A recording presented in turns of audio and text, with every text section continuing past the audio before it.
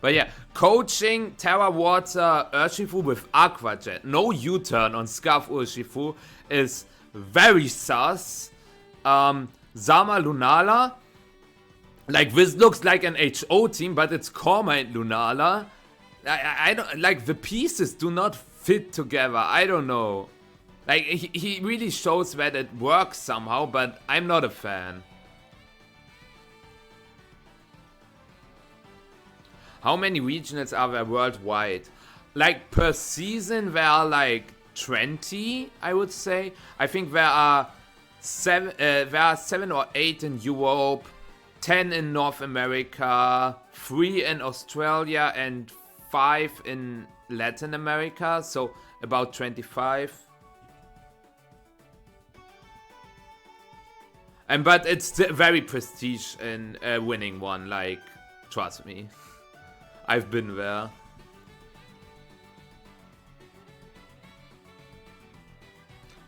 But that's interesting to see. Like, that's another good topic to talk about. Like, how much do you actually prep for a tournament? So Nicholas gave Aaron U-turn. He stole it. Like, I don't understand the coaching choice. Like, what do you coach? I realized that you rarely coach Zamazenta when you play Ursh plus Zamazenta. You do not really coach Chiempo. You do not coach Tornadoes. Like, coaching seems so weird. Why do you not play U-turn? Why is there coaching? I was running this exact 6 early meta. It felt terrible. Damn. GG. What is the best way to prep for an event like an AIC? Just don't prep. Okay, Smeagol Lunala. So you can remove Smear with Searching Strikes, but not if it goes for Terra. Grass. It's a fast Smeagol. It has 20 HP EVs. Which is weird, because for Searching Strikes rolls you have to play 2-4-4 defense. And it doesn't make sense to run 20 HP and 2-4-4 defense, because then, like if you play 20, like as we can see, and 2-4-4, you only have 2-4-4 left in speed, so you cannot play max speed. So it's very weird to, either he miscalculated, he mis-EV'd, or I don't know what it is. Okay, nice fake out Trick Room. I don't think that this KO is benefiting Nicholas, because now Torkoal comes in and Aaron can go for Eruption Meteor Beam.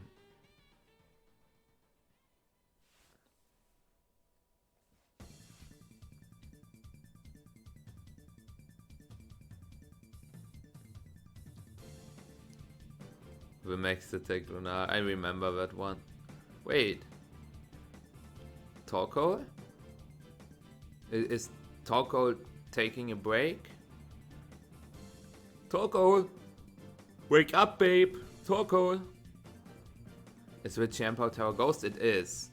So he could have clicked it, but he didn't. Which is fair, but... Torkoal? Hello? Wake up! Oh, he could do something funny like U-turn with Champo. Also, it's the very same Urshifu spread. I think I also had 201 HP. I gotta double check that really quick. 201. I had 203. Dr. Aaron Traylor, why are you ruining my EVs? But yeah, a U-turn expanding force is very sick now. That's why you play U-turn, Korn. Like, now you can U-turn, switch into Indeedee and get a boosted expanding force. Okay, this is with Terra and Lunala. Isn't this just a double knockout?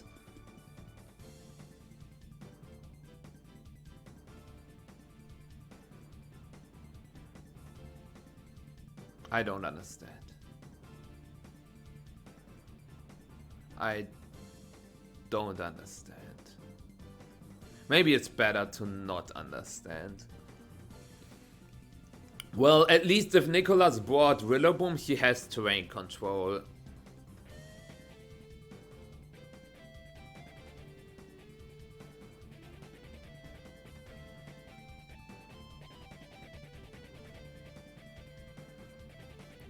Bye bye, Shifu.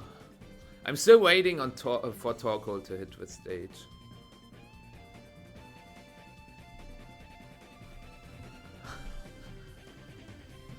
Willaboom Lunala.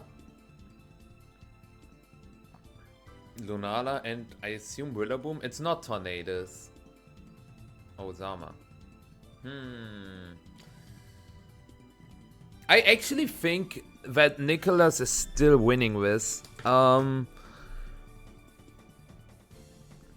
He can... Is this a follow me Meteor Beam turn? Like... I don't like this. I think Nicholas just goes for Body Press Call Mind. Like Terra Call Mind Body Press. So maybe... But you can also not switch Shifu into the Body Press.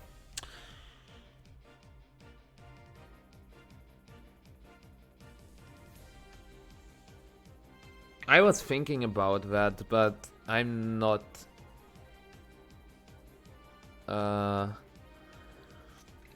I'm not convinced. Yeah, that's the Terra Fairy, as expected. I'm also not too sure... Okay, that Protect doesn't make any sense at all. Okay, Nicholas is confirmed trolling. Why are all NA players trolling? Wait. Does the Lunala outspeed the TR Lunala? That is some wild shit. Wait, that is crazy. Nah, Mike, that would have given him no ground. Now, he can actually threaten a knockout on Zamazenta with Helping Hand Expanding Force.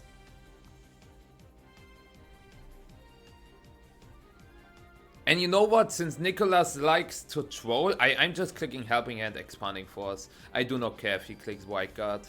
I'm clicking Helping Hand Expanding Force. Ew. Like, that is not a good play, because Nicholas's best play is to click White Guard and Moonblast. But I know that Nicholas will troll. Like, I can feel it. Aaron has no way to win. Unless he goes for Helping Hand Moongeist Beam and crits with Moongeist Beam. But Moongeist Beam does not knock out Zama. He has to go for Choke.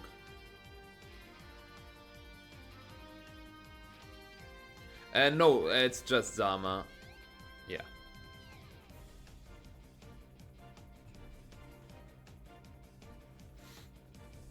And there's the Moonblast.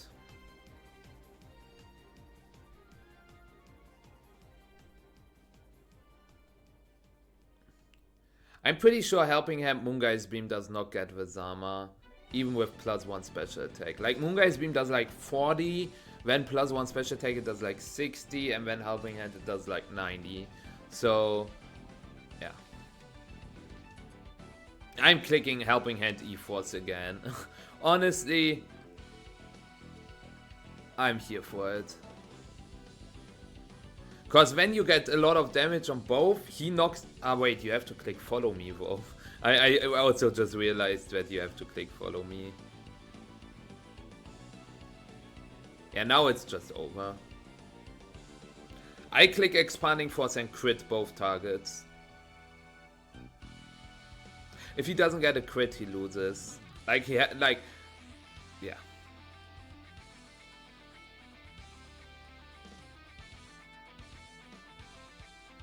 Okay, we actually get to see how much a Moongeist Beam does, but yeah, no Wild Guard. I would have played Expanding Force because you only have to crit one target.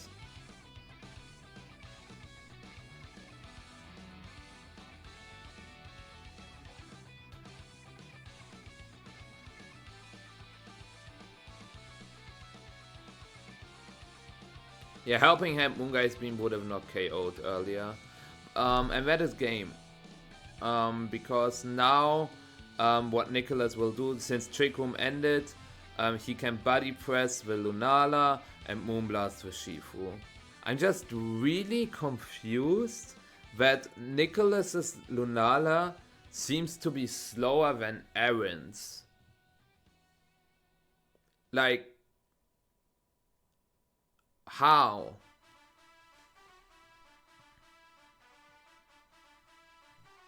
How is the Lunala from Aaron faster than the Lunala from Nicholas? Nicholas has a Tailwind mode with Tornadoes as well. Speed tie. So, but they are not...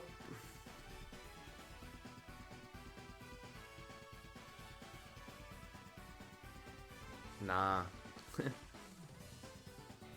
Maybe Aaron wanted to be faster when you're instant. Oh, maybe it's a 124 speed Lunala, which is still slow enough for Trick Room. I guess. Is it because of decorate shenanigans? Nah. But yeah, it's Body Press Moonblast as expected. So even though Nicholas had really bad early game, I would say, yes, he removed Smeargle, but he lost way too much in the process, where Lunala and Zamazenta were a good backline. Torkoal with Eruption wouldn't help that much, since there's White Guard on the Zama, but maybe a Weather Ball lock would be not too bad, because if you force, like, Lunala has to Terra for Urshifu, but then Zama also has to Terra for Torkoal. And he cannot Terra both, so that is an option. The Calyrex Ice Rider is not great. Like, Ice Rider is something you probably do not pick at all. Also, we can see on the first Searching Strikes, with Sword of Wind did 87, not 87, 78 HP. So we can calc 78. Searching Strikes, Sword of Wind. Yeah, he has a lot of first step, so he has 236 first step. I will show you why you should play 244. I played 244, right? Yeah, 12 244. It was if you go Terra Grass and the opponent has an Urshifu. I think it was in rain. No, it was not Viscalc. Was it Mystic Water, Terra Water? Without rain. Yeah, it was this one. It changes from 72% to 45. Not to 45, to 54. Like, which is better than 72. And that's why I think playing 12 244 is better. You learned another thing. And that's what you're here for, right? Okay, yeah, mistaken. I hope you have a fabulous night. I will maybe see you tomorrow again. Take care and good night. Yeah, the Lunala is the biggest problem. Especially with White Guard support. It's very tough to deal with because your Urshifu doesn't have Iron Head or Poison Jab. Like, Ice Rider cannot really hit it. Urshifu cannot hit it. Torkoal, yeah. Like, we saw that Cormite Lunala. Did Aaron ever win a regional? Yes, in 2022, actually. So, not too long ago. I haven't been following the scene back then, but Aaron Traylor. Here, he won Dallas in 2020. Okay, not 2022, but in 2020 he won Dallas. And yeah, he got second in Nationals 2016, top 8 at Worlds in 2016, top 4 in Dallas again. Dallas seems to be his home turf. Top 4 in Pittsburgh. Yeah, top 8 in Indianapolis. Yeah. Okay, so this time we see Urshifu Rillaboom instead of Chien-Pao and Smeargle Lunala as the lead again from Aaron. So Aaron probably has the faster fake out. So, and since Lunala cannot get faked out, yeah, it's a good double up into Shifu. But I still, like, yes, you get the KO, but how do you deal with Lunala? Maybe you can spoil it with Smeargle, but oh, we see a switch into Zamazenta.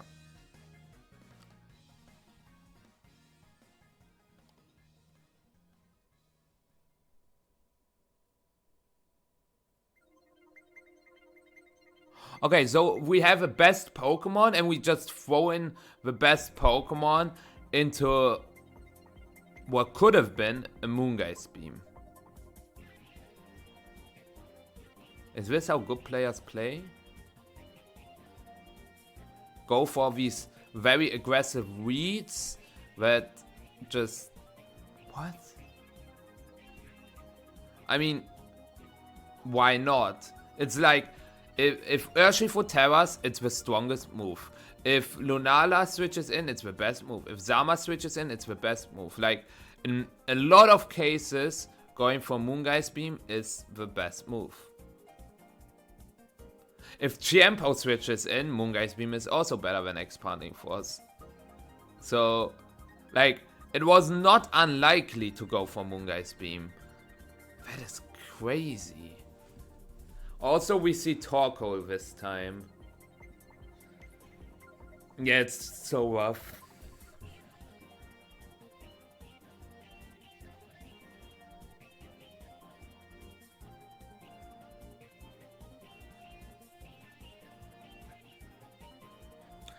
Yeah, I think the matchup for Nicholas, like Zama Lunala, it's really good. Thank you, Novimpo, for the follow. Also, thank you, Jorge, for the follow 5 minutes ago. I guess he tried to hard read an Urshifu stay with no terror. Which is weird. Do we see a Grassy Glide into this Mega Slot or a U-turn? I think it could very well be a U-turn, and if it is a U-turn, it's just game. It's Grassy Glide. So Aaron stays in the game? Well, no. Since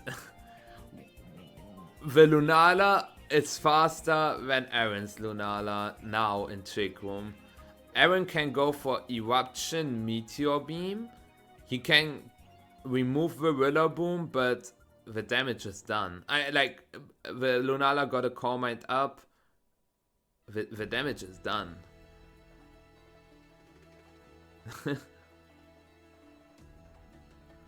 Thank you, Levin. I cannot explain it myself. But yeah, you can go for Eruption Meteor Beam, but that's not winning the game. Double crit with Lunala easy. Actually, weird.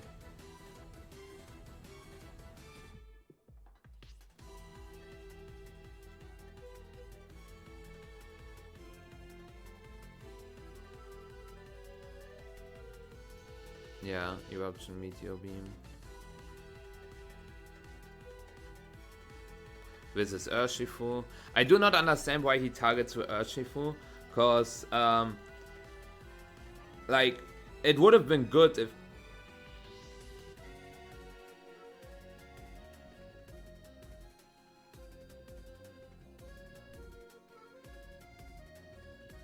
Yeah, like, if you did... Like, this Protect didn't make sense. Because, yeah, right. Like, what could have happened, like, if Aaron targeted the Lunala, next turn Urshifu dies to Eruption, and you get a +1 Moongeist Beam into Lunala without Shadow Shield, because Eruption breaks for Shadow Shield, and then you get the Moongeist Beam off. So, Aaron with a very weird play, but Nicholas with an even weirder play. Like, Urshifu switch Protect just says, okay, you get more damage on my Lunala, and it doesn't make any sense. It's straight up doesn't make any sense. The counter throw, yeah.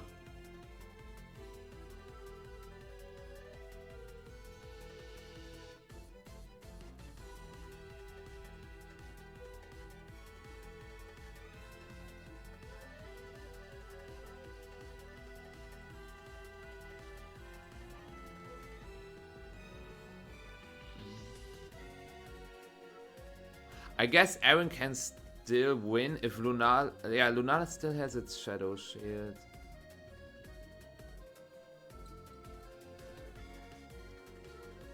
Since he still has the Smeargle, I think the odds of Aaron winning are actually not terrible.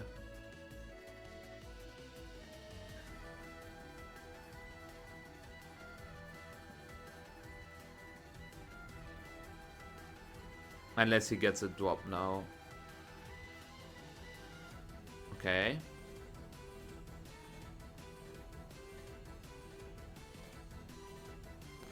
Two turns of Trick Room left.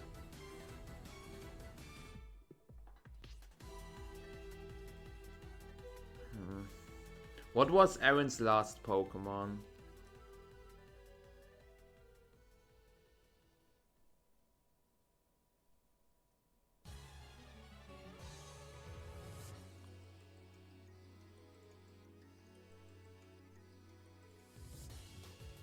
Did he bring Ice Rider?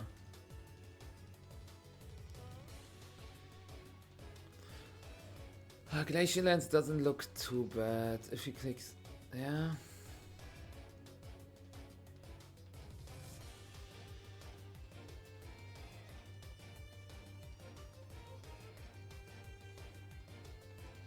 I think this plays better, yeah.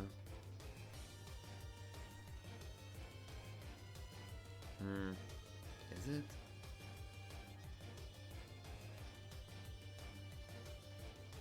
Dude, Nick.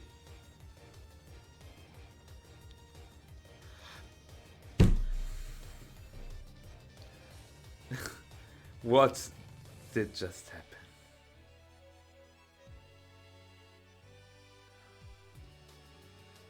What happened just now?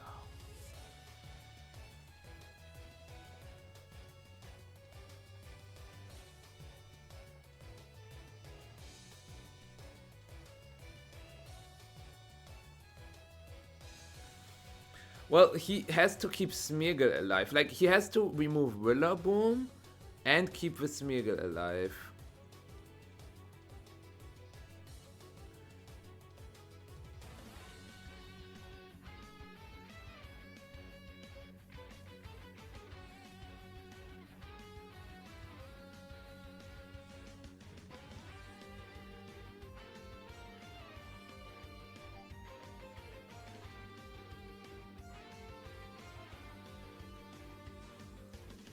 You will get Grassy Glided. He always clicks Grassy Glide into Smeargle. Oh. Click Fake Out at least. No!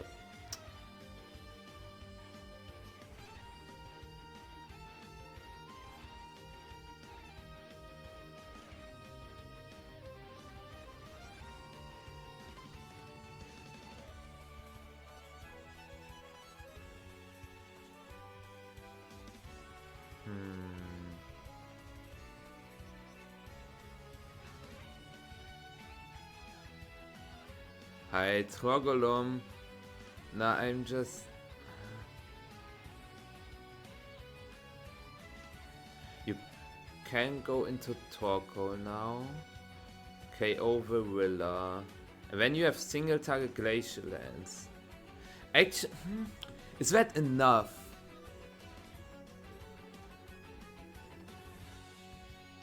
You obviously go Torkoal here.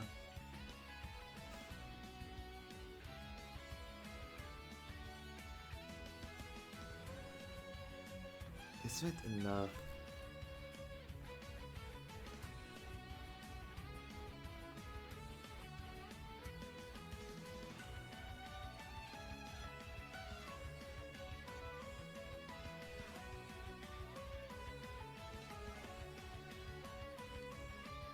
Wait, what happened with the Trick Room? Wait.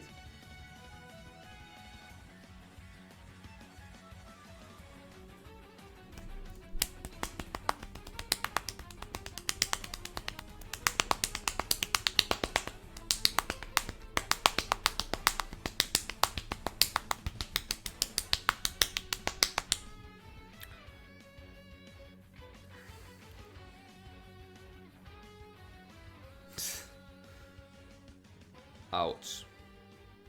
My head hurts.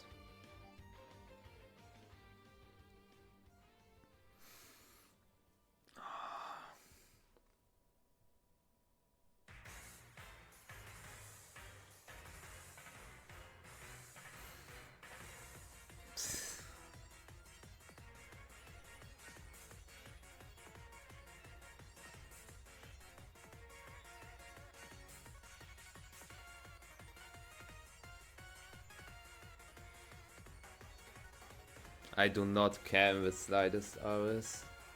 I honestly do not care with slightest. Shit, now I don't know how to play Pokemon anymore. Damn, it's over for me.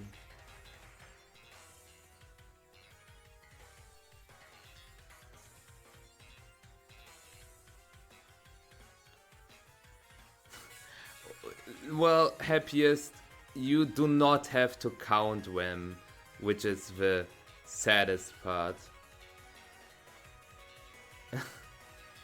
Thank you, Masul, for the follow, but you do not have to count them. It literally shows on the screen how many Trick Room turns you have. Oh no, Max. Oh no, Max. I will punch you at Worlds. That's what you get.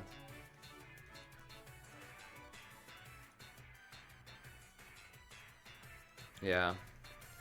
And you imagine I won a regional with hard Trick Room. Unbelievable, right? Unbelievable. Okay. So most of the players are still in. Joe is out.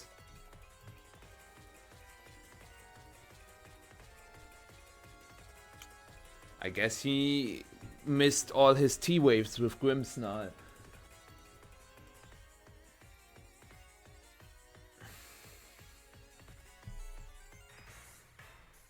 Yeah, Randy is sick. I love Randy. Like, last year I played board games with Randy at NAIC. That was sick. Luca Pass is also just 3 and 2. Like, Keanu is 3 and 2 again. Why?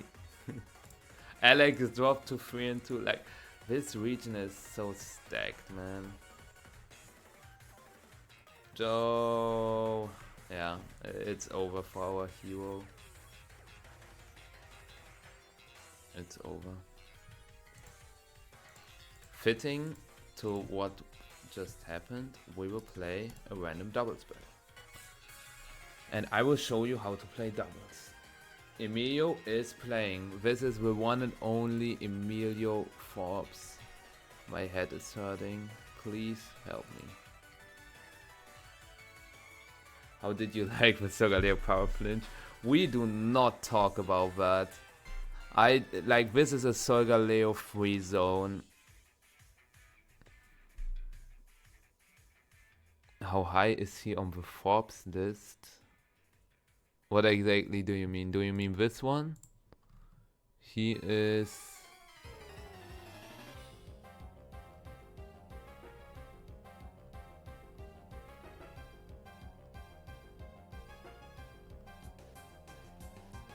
We will get there, don't worry.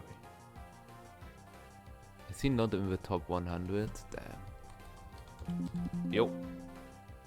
It's a pun. How high is he on the Forbes list? Okay, maybe I'm just too stupid. Maybe my brain cells literally died.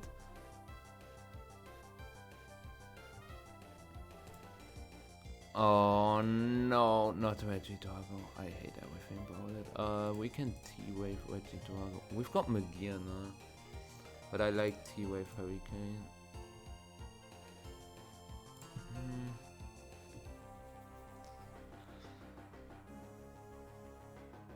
Yeah, I will T-Wave and Hurricane. Oh.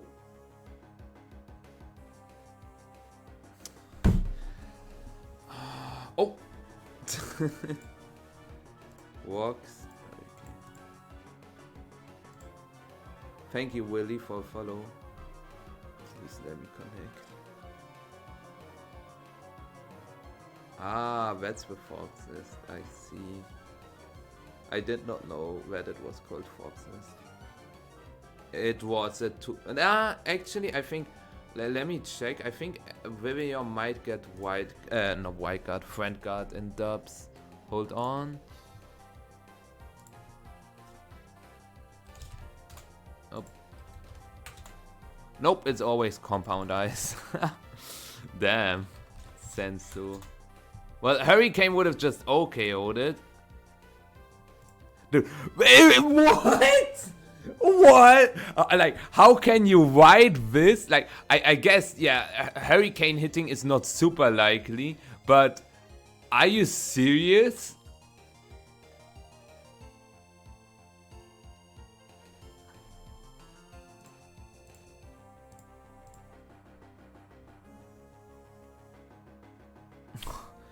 Are you happy now? Man.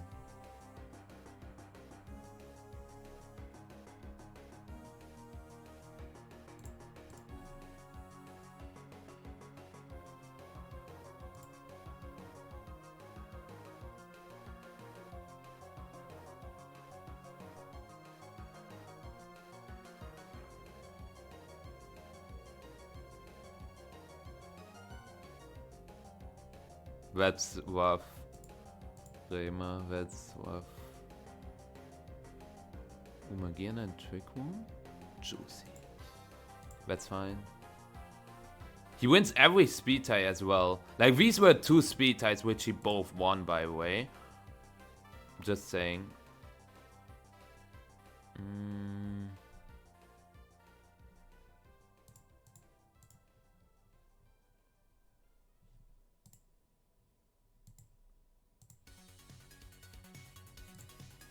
Just saying.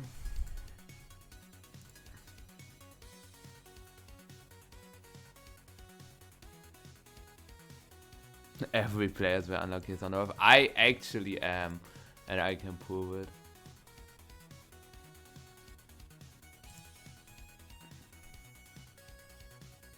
it. Single target plus 1 life orb. Come on. Oh, you are so weak.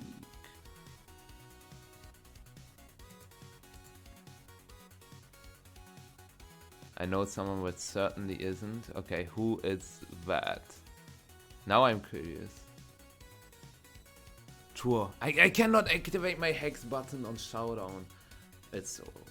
Dazzling Gleam, Iron Defense.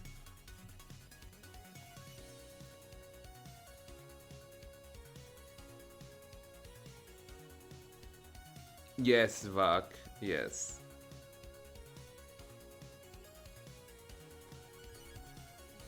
Like, this is nothing. Like, that is literally nothing. Wait. 0.2 times 8. Like, this is literally nothing. I do not actually, Lasse. I do not. What's the lore? Oh, I crit rogue upon. I think the crit is like not that important. Okay, he gives me a double knockout. I take that.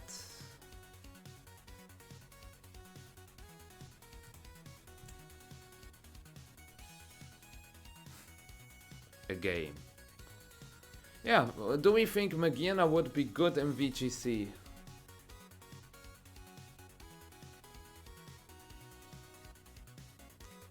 Yeah, that's unfortunate, Mike. Your big time will come. I'm sure of it.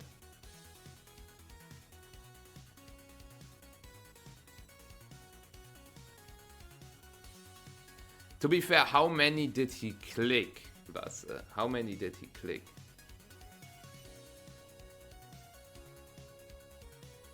I missed 5 icy wins in a row in a rand dubs game. I double missed Icy Wind against, what was it? It was against a Persian Alola plus Grumpig. I double missed Icy Wind. They clicked Focus Blast with their Grumpig, connected, critted, got a Spadef drop, and they clicked T-Wave with their Persian on my Feraligatr. Then with my, I think it was Cresselia, I clicked Icy Wind again, double missed, got fully paralyzed. They hit it another Focus Blast since they were locked into Focus Blast into my Feraligatr, KO'd my Feraligatr, and crit my Cresselia with a Persian.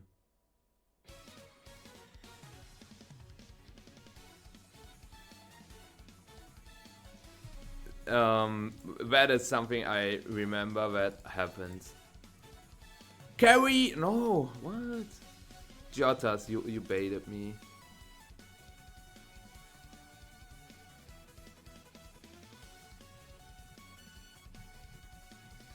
Carry! Dude. Oh, man. I was like, wait a second. But you actually did not bait me. I'm proud.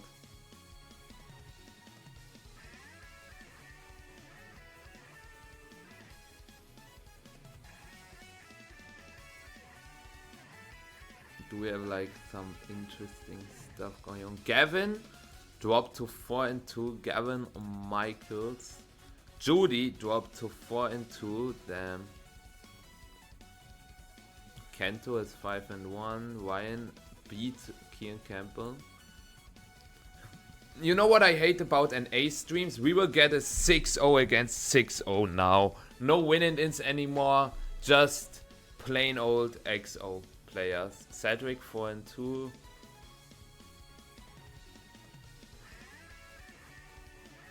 Adi 5-1. Nice. Randy against Junxi. Wow. That's cool. Emilio 5-1. He had a down pair as well. So yeah. I'm starting to get tired, which is fine, but a little annoying.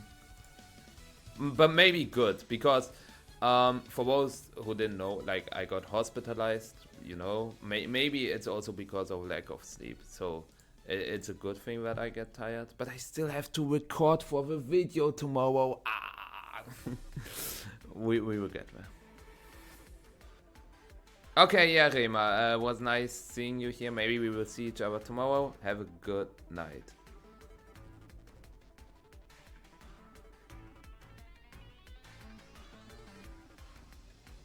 I guess happiest, that makes sense. I think usually, like, when I play rand bets, I get super unlucky, or tournament games. But on stream, like my VGC stream matches were not that unlucky. Like I won the finals since I dodged an heatwave and an overheat in Stockholm last year. Utrecht this year I got an important electro drift crit in the end. I also in against Rios, like all the stuff where I survived with close HP was not unlucky. I got a thunderclap crit on Kyogre, which would have been a roll otherwise. All that stuff. I got the early wake up with my Kelly Ice against Jamie Boyd. So I think on stream I am actually not that unlucky. So I hope I will be more on stream.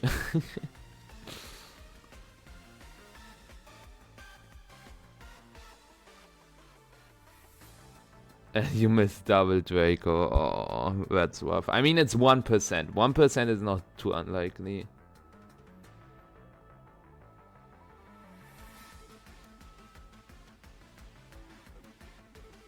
Yeah, I think that sounds about right, Jade. I agree with that. Will you be at a local tomorrow? I am not.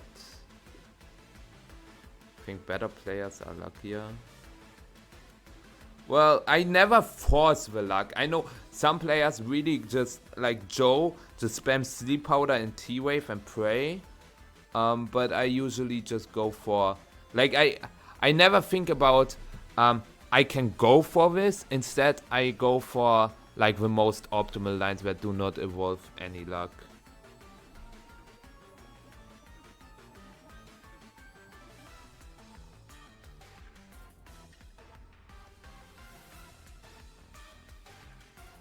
That is crazy, Max. But do you not have any locals now? That is unfortunate.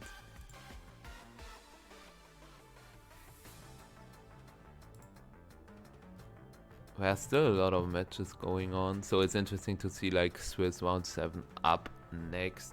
We still don't have non-restricted usage. Huh.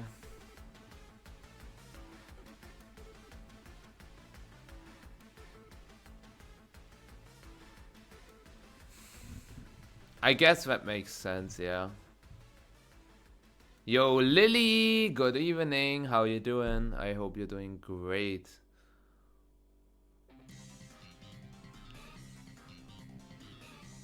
Yeah, like you fighting for TA is certainly something I also did not expect, but that's pretty cool.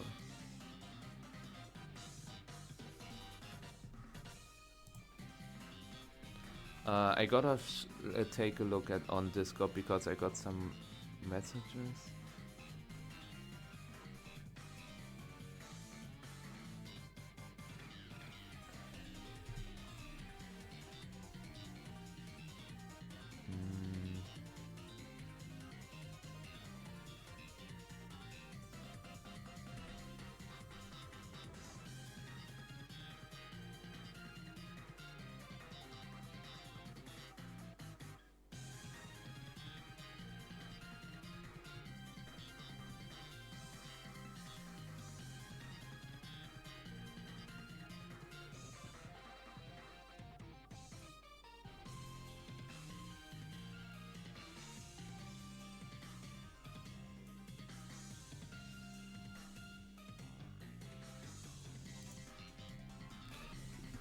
Okay, yeah, no, I was able to catch up on everything. Nice. I'm alright. Hopefully, it's all good on everyone else then.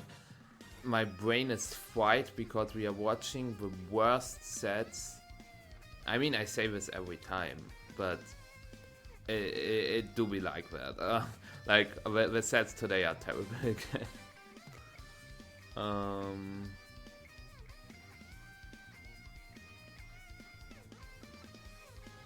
We could watch Wolf commentary.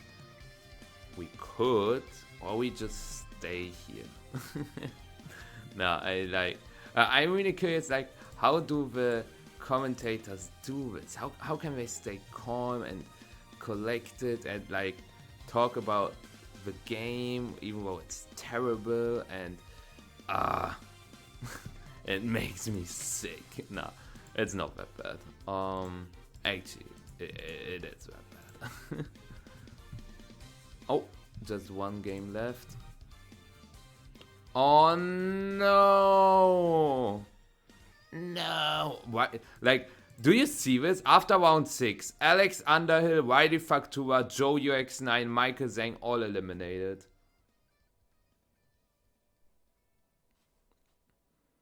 I guess that's how the story goes.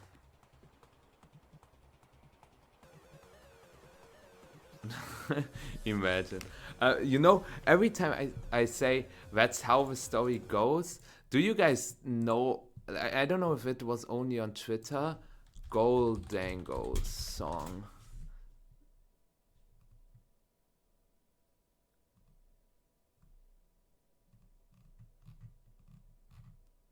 It was only on Twitter. Damn. I gotta find it. I gotta find it.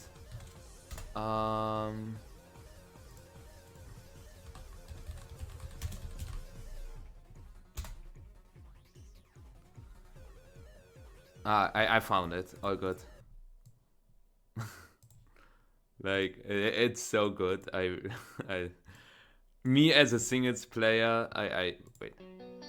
Like, using Golden Go.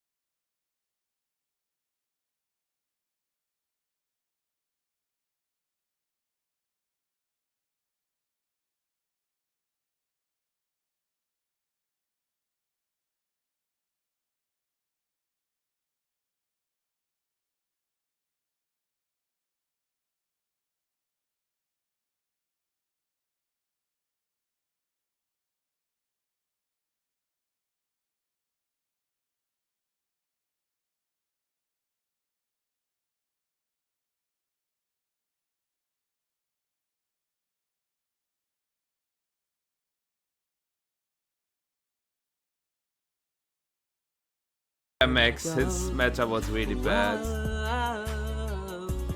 guess this is how the format goes. I'm using Same, Mike. I didn't even know, like, I never heard that song before, but this got into my timeline and I was like, I gotta show you that. 40-something hazards on the field, I've been told. The path to suspect Rex is filled with golden go. No use to running, spin boot spam is all I know. They wanna ban me, but I can't help but say no. Even when I click terror steal and down you go. Yeah. Anyways. With hazards, man, Oh, that is from Michael's day. That's cool.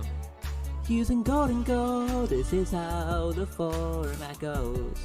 I'm using golden go, everybody knows. Okay. I'm putting on my rocks and my webs break your flow. I don't know, no Corvin, I defog memes you've sold. 40-something hazards on the field, I've been told. I'm using golden go, everybody knows. I'm putting up my rocks and my webs break your flow. I don't know, no. Yeah, I had to show you that. Back with some gaming we are, and is the next round up? It is. Come on, Justin 1 carry the Ortona. Come on. I guess if they put 6-0 on stream, they could also put Mont against Errant on stream, which is technically more interesting because it's two established players. I don't know if Justin 1 achieved something. We can take a look. Justin 1 in SV. 4-5, 4-5, 5-4, 5-4, 5-4, 7-4, 7-4, 5-3, 4-4, 5-3. But come on, give some newer players the chance. Goat kill? Why goat kill?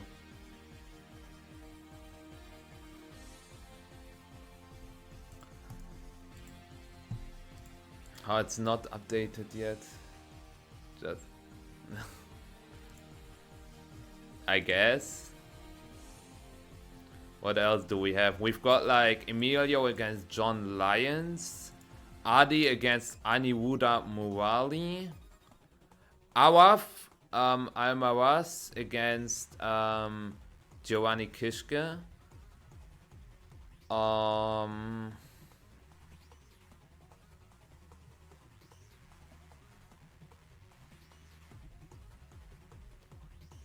Odash against Lorenzo, that's also interesting.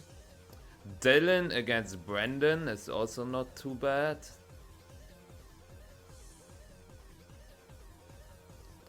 And starting here, we've got some 4-2s. Do we have like a 4-2 that is super wild? Let's check.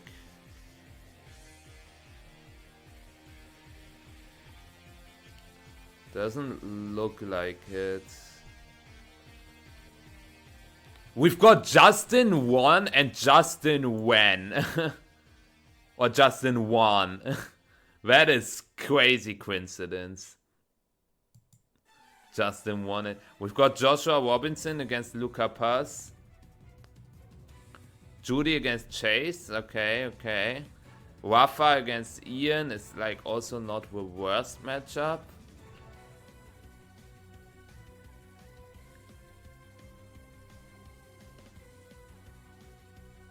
Einstein.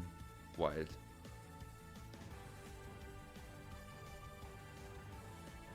Blake Silver. That's the guy. Like, I lost against Blake Silver in NAIC and he's up against William Brown.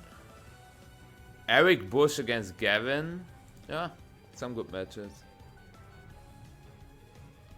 I hope so, happiest. I really hope so. Because unfortunately, spectating is really rough currently. I don't think so, Mike. Like, this is silly reasoning.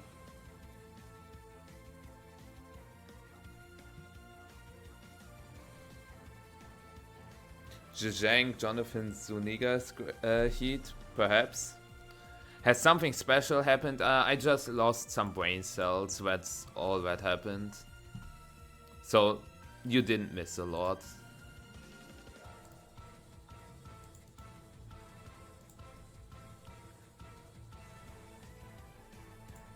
Also, it's interesting to see, like, from Europe, there are some countries that only will have like one invite. Like Portugal, for example. Does anyone of you know, like this is Pearl, right? I know we have like some Smogon people here. Lily, hi. Do we know if Pearl is attending NAIC or Bologna? But if not, because if not, Portugal will have no players. But yeah, Joe from 3320. No, Switzerland is not 0. We both know that Switzerland will have 1. And that's this guy. Maybe Olea's also playing NAIC. But this guy, this Oliver A, he will qualify. Do you know who that is, Jotas? I'm not too sure about it, but I think this Oliver A guy could make it.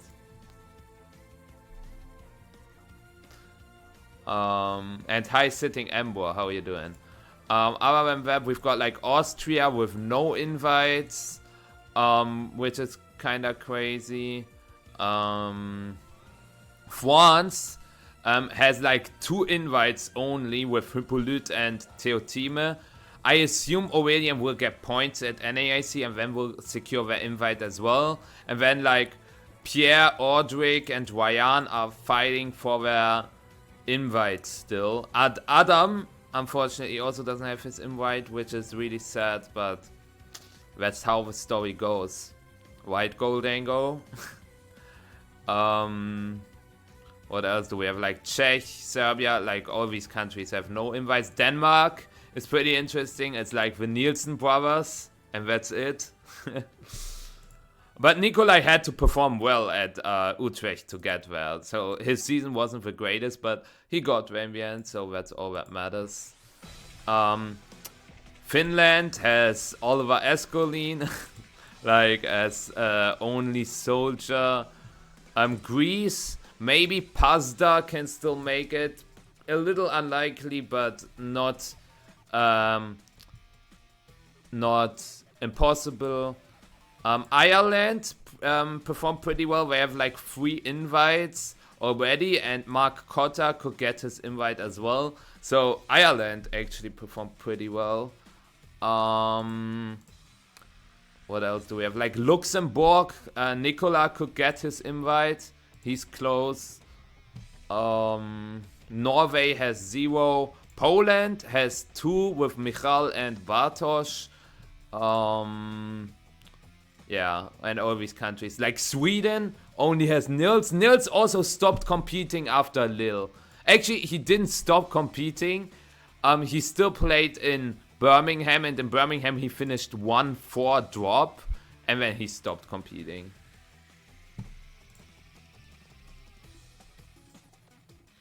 No problem, Aurelian will win NAIC after what happened last year. I doubt it.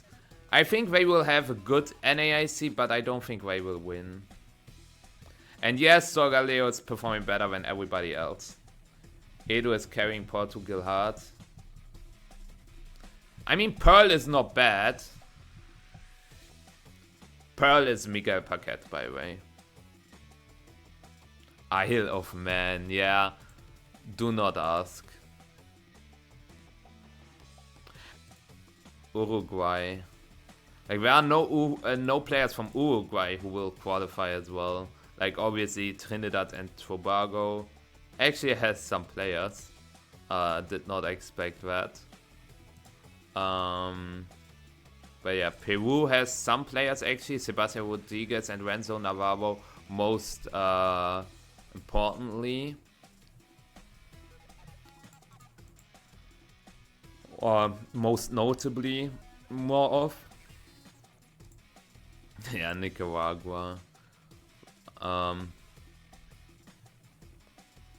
curious to see like Ecuador, Paul Ruiz and Galo Orbea, yeah. And Samuel Lucen also probably gets their invite. Costa Rica. Damn. Max, how does it feel to be the best player from a country? Victor David Rodriguez also performed well, and John, I don't know what that surname is, but John.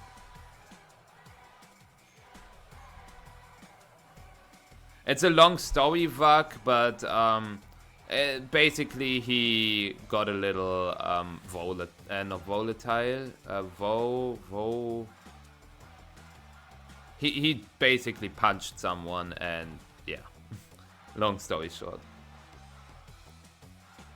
Who is the best player from Costa Rica ever? Like, I don't know any players from Costa Rica, honestly. Chile has some very good players, apparently. Colombia not so much. Bolivia, never mind. Yeah, Belgium will also... either Schmong gets his invite in NAIC or nobody will. Argentina, yeah, Juan Salerno and Sebastian Escalante, obviously. Mexico. Also some really high caliber players. Brazil. Damn.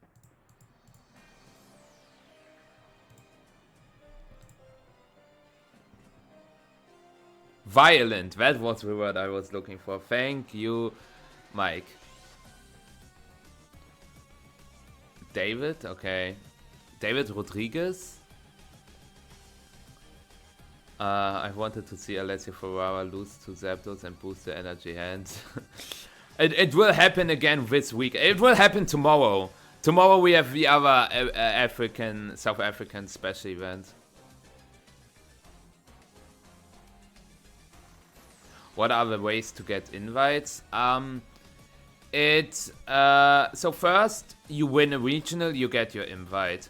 Second, you are top 4 from last year's Worlds, you get your invite.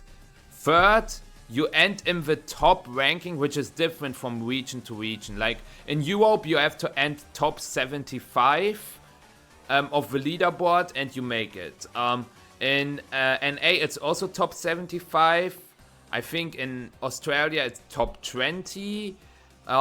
In South America, it's top 50. And then, like, the Asian countries all have an own invite system. Where you play online tournaments to qualify. And then you have a big online, like a big in-person live tournament called Nationals. Japan Nationals are sick. Or like the Master Ball Leagues. The Master Ball Leagues are also offline tournaments, right? Like the Malaysia, Philippines, Thailand, the Master Ball Leagues are all offline tournaments, correct?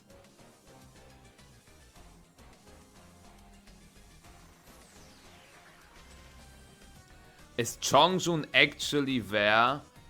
I like Chongjun messaged me and I thought Chongjun would play Portland.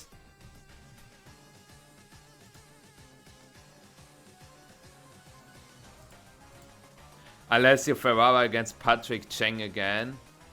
No way.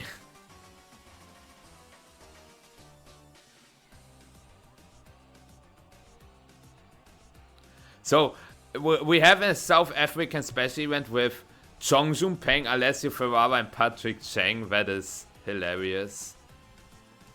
It's so sad though. Like here, Middle East and South Africa, only the top 5 qualify.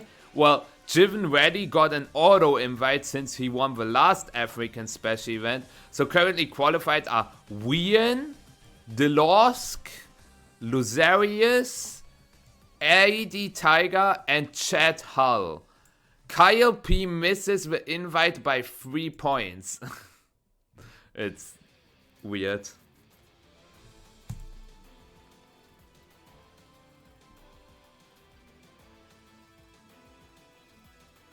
Not a lot of stuff has happened, Connor. Just your average terrible games. It is happiest, especially this year. Like last year, pretty much everybody could qualify through locals. But now it's very hard, especially because hold on. I will show it to you. Like, this is an example. You can only bring in your 5 best regional performances. Like, as you can see here in my row.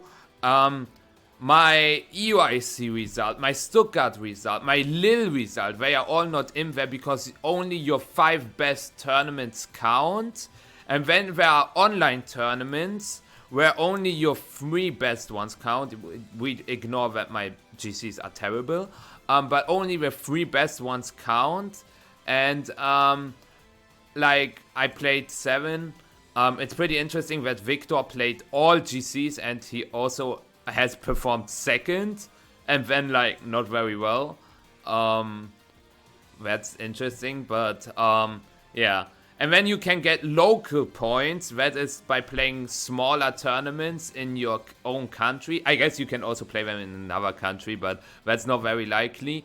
And you can get a maximum of 260, and that's why you see this guy has 260, this guy has 260, this guy has 260. So that's the maximum you can get out of there. And then all that accumulated is your overall championship points, and the cutoff currently is at 846. And it will still go up because we still have 1 regional in Europe left with Bologna, or a special event, pretty much the same thing, and NAIC. What is ARE? ARE, United Arab, yeah, of course. That is South Africa. Is this Algeria? Okay, yeah. Rwanda. Man, what is going on? I want to see games. I'm living at the Dutch border. For me, locals are all aboard. Fair enough. Do you have 244 points from locals? That is actually not bad. That's quite impressive.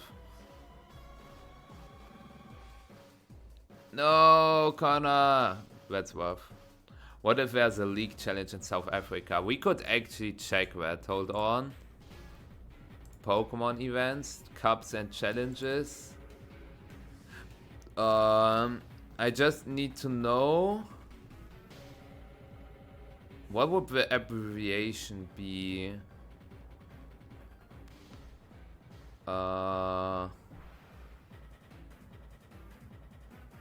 That is a pretty good question.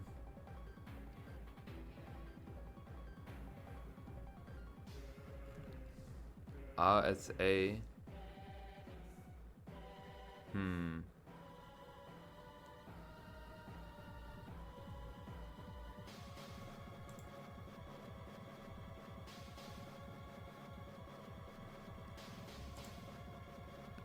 I mean, this is Argentina. Do we have Argentina locals? We do. It's pretty interesting since some countries do not have a lot of locals. Terrible shield. Really, really terrible. As always, pretty much. We saw some interesting stuff, I guess. Solgaleo currently is 5-1.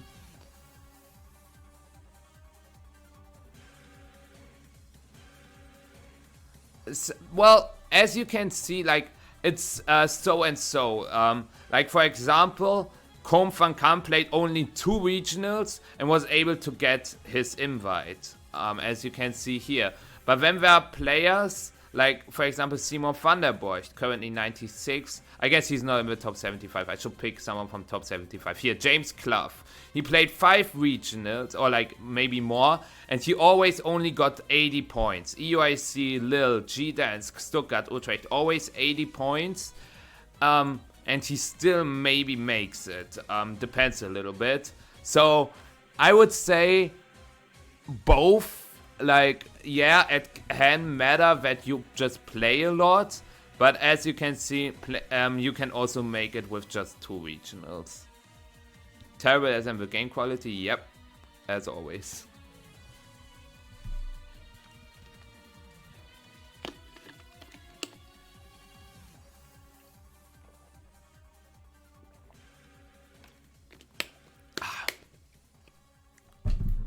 But as you can see, a lot of players were actually playing at least 5 tournaments.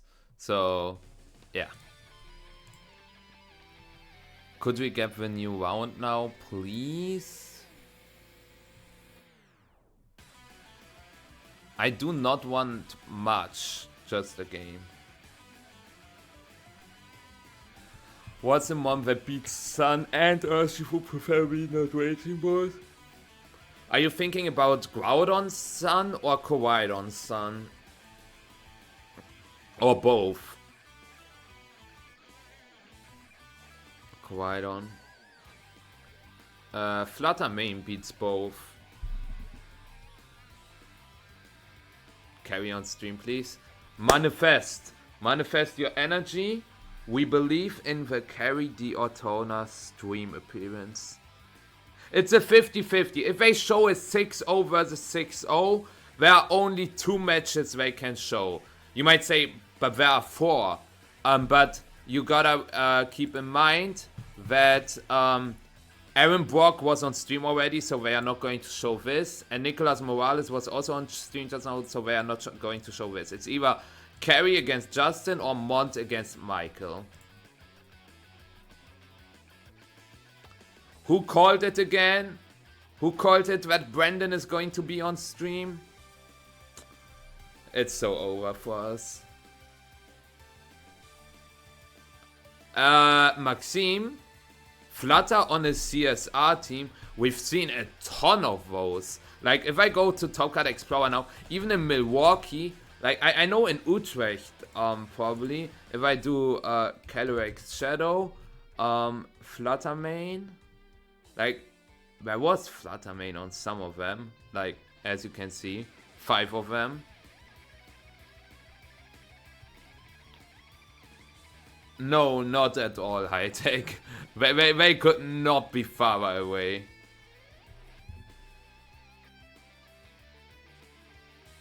Okay, so let's see.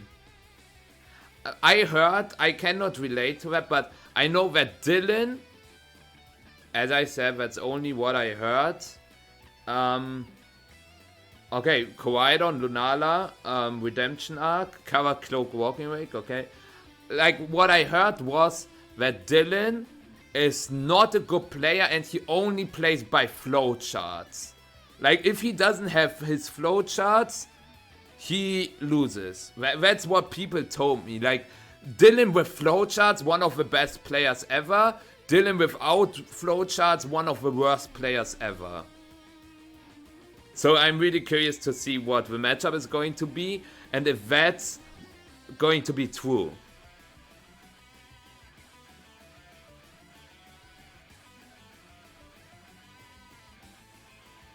That doesn't sound possible. It is not just one person who told me that, but multiple ones. Like, I heard that more than once. Which is just interesting. Well, okay. Again, coaching? I'm not convinced. But, Jotas, are you still here? Your fish is on stream. But I understand, like, you can coach your Calyrex. Coaching with Leech Seed is not terrible. Willa. Wait. The Grimmsnarl doesn't have Reflect. It has Taunt instead. Okay.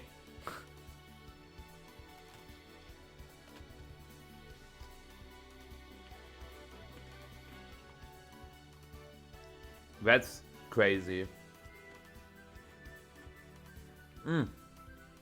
It's U-turn. U-turn, searching, strikes, close combat.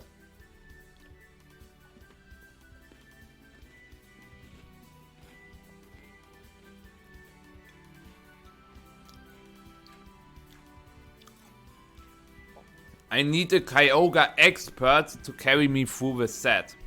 What do you think of the team? There's an Urshifu on there. I heard you do not like Urshifu.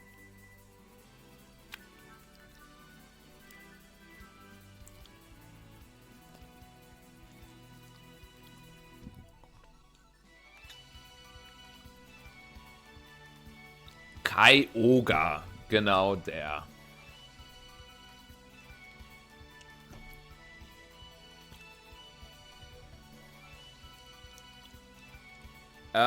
Yeah, it's Cover Cloak Walking Wake. What else do you expect?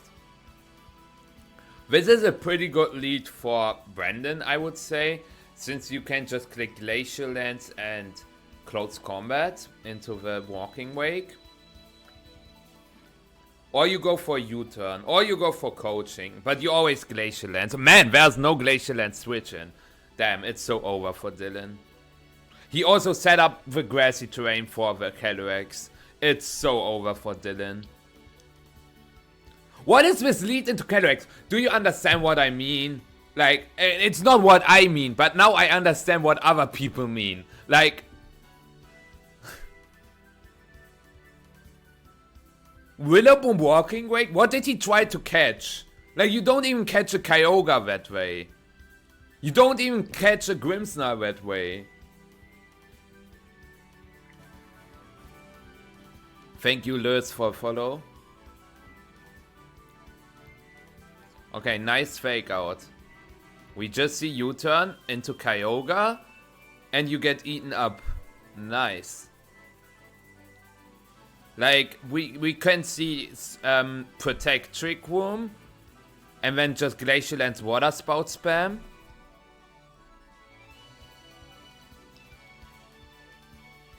Okay, never mind.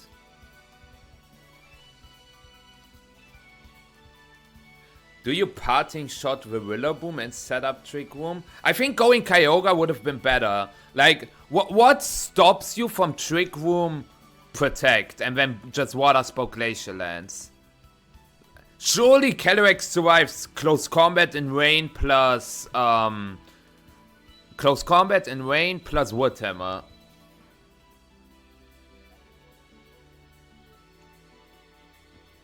Nah, Lily. This game is over in this turn. I think you have to Wood Hammer Grimmsnarl. Why Flame Charge?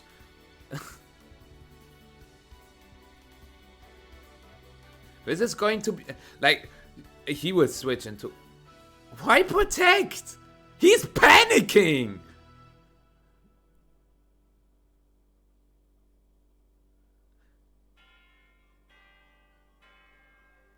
Yeah, and this is going to be Kyogre, Trick Room, Glacial Lens, Water Spout, GG.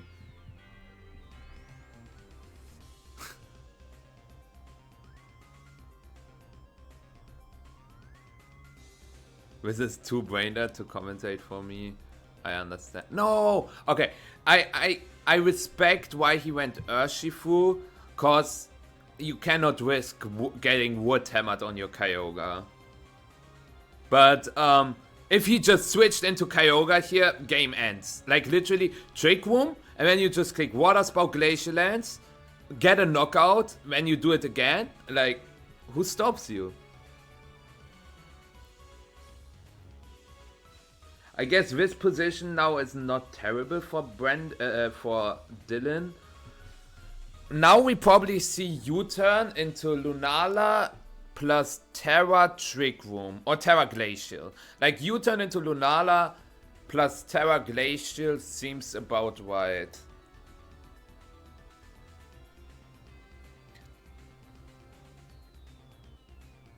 Oh, let's go. Oh, thank you, Lutz. Appreciate it. Is that the correct pronunciation? But very cool to see that you are also a Wahim viewer. How you doing? See, I asked Terra Grass. I'm assuming that it's Terra Water, but even with Terra Grass, you can Terra here, like, because you have to Terra to get rid of the Moongeist weakness, and Flare Blitz is not going to do a lot in the rain. So, yeah, this is Terra Grass. Makes sense.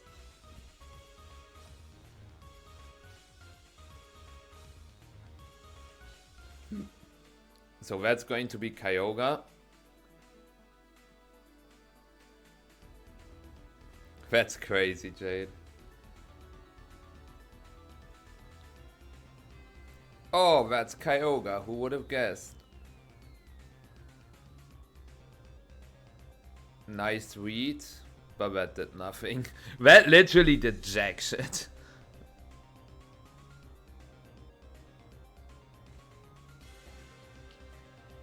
This is not going to KO. That's the next KO. Oh, that's bye-bye Koraidon. Not setting up Trick Room is maybe fine. It should be fine, yeah.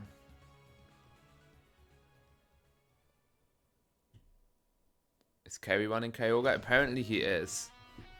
I still think it's Cap, but hey, I'm not the one making the rules. Bro, I never cap.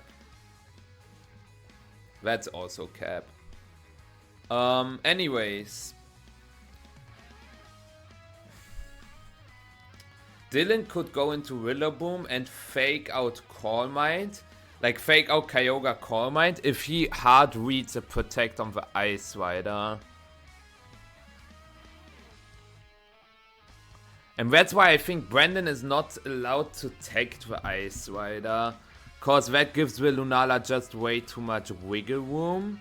Like if you protect Ice Rider, you switch Kyogre to Urshifu to threaten a knockout with Surging Strikes on Lunala the turn after.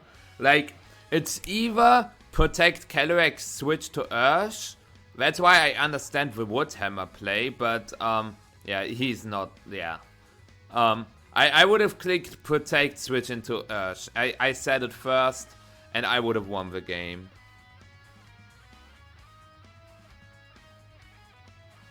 I would have not won the game. Oh. Oh. Well. Dylan, you tried.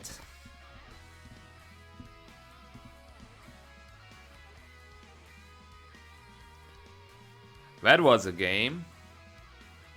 I mean, even if he clicks, like, I don't know, protect, like fake out Moonguy's Beam, takes out the Calyrex, then Brandon can just go to Ursh and just kick Searching Strikes Glacial, Searching Strikes Ice Beam, or like Searching Strikes Origin Pulse, Searching Strikes Rilla Origin Pulse, seems pretty risk-free, or CC Rilla and go for Origin Pulse, like, so many plays he could go for, so that's why it seems a little risky to go for Glacial Lance Water Spout at first, but first, Dylan has to go for the perfect play, which is fake out Moonguy's Beam, which is a very unlikely for him to do.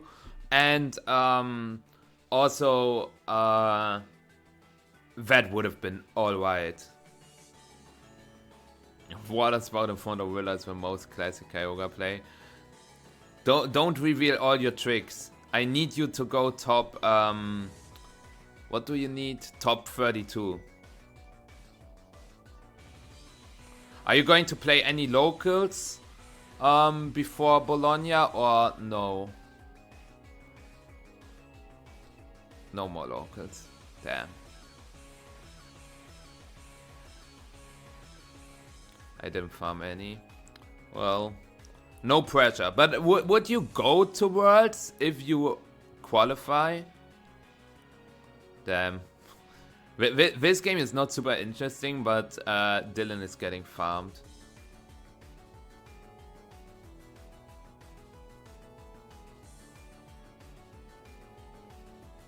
Yeah, Connor, it's a shame. But you can't change it. Now, it's just Glacial Lance Spirit Break.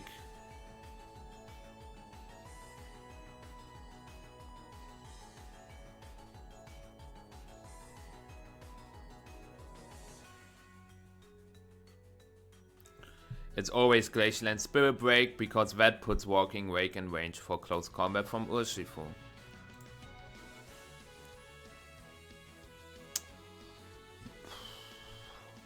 I guess you can also go for Light Screen.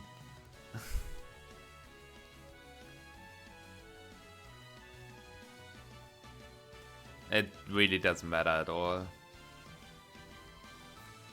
Like, what is with these BMs currently? Like, NA really likes to BM their people, like their players, on stream.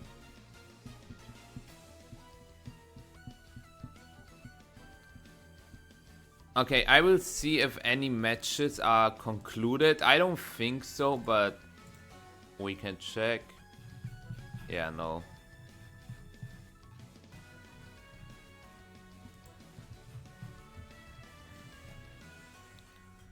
Dylan has no matchup.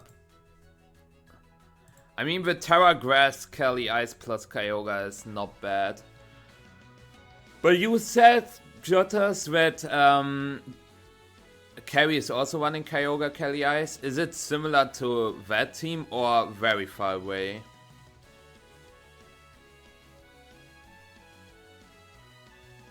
What is BM? Is there like a long version? If you BM your opponent, you disrespect them, yeah. Bad manner. Yeah, bad manner is the one. Thank you, Tiaova. No, BM is not bad matchup.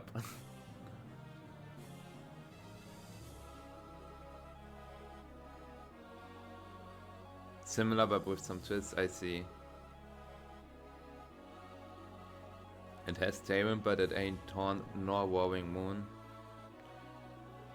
I know that my Hurricane Talonflame would come in use sometime. Yeah, bad manners. Yeah, thank you, chat. It's bad manners.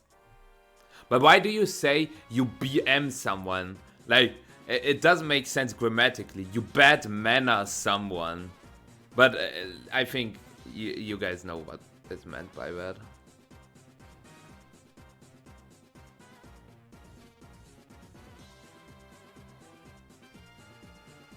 Fair enough, Zany.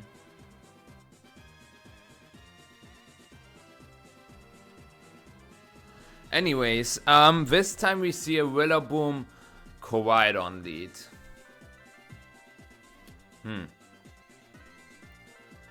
In a world we have Reflect, but not in this world. It's some kind of slang, I guess. But yeah, it's so crazy if Calyrex just can target both.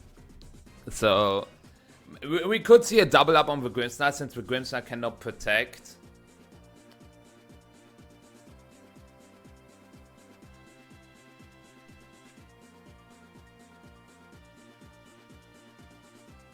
Yeah, I was about to say BM is around, like, not Gen Z, like BM is around for 15 years.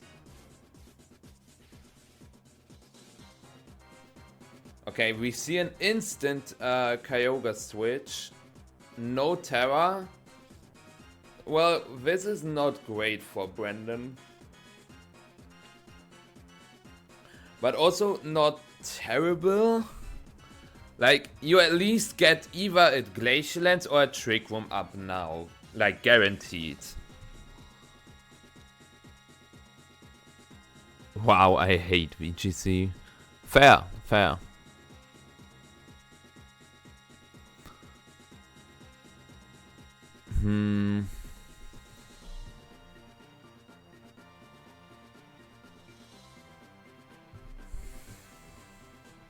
What do you U-turn to? Like, he doesn't have a Glacial Lens resist, right? He has, like, Walking Wake, not a resist. Lunala, not a resist. And I already forgot the other two Pokemon. I mean, we haven't seen them in game 1, so... Okay, we see a Kyogre switch immediately. Back into Grimmsnarl. So, this is probably a Glacial Lens then?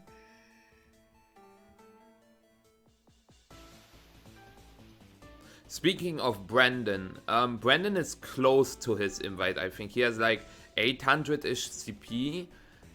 But Aaron doesn't have his invite, right? So he's either going to cast or bust.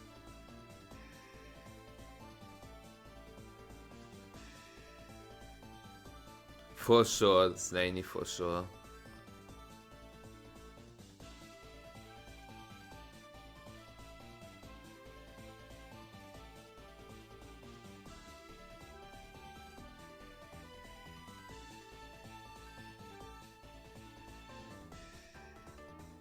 It isn't even double fake out, Connor. Or what's the second fake out user? Aaron didn't try it. Nah, he didn't. But it's still interesting. Because he played last year's Worlds. So, yeah.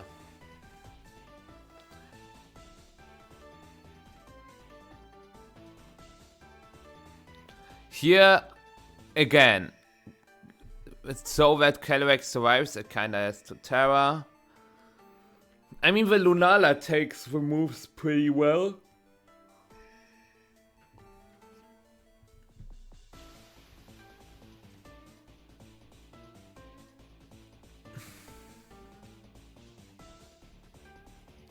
I mean, there's not a lot to say about this game. Like, Switch Protect is interesting, but Glacial Land still does a decent chunk.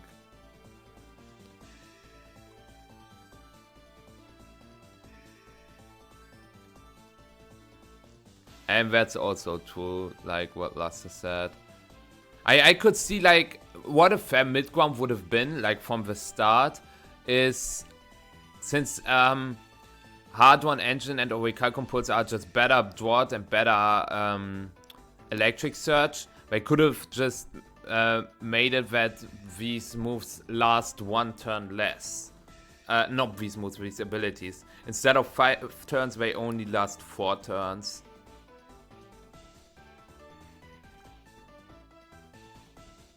Damn, that's a lot. And now you can just Parting Shot Glacial Lance again. Even if Dylan decides to switch Lunala to Koraidon, and when you say, oh, when the Kelly Ice is threatened by a Terra Fire Ivy Cudgel with Sun, he can just Parting Shot into Kyogre. And that's the cool part about Parting Shot. Like, you can react to on what your opponent is going to do.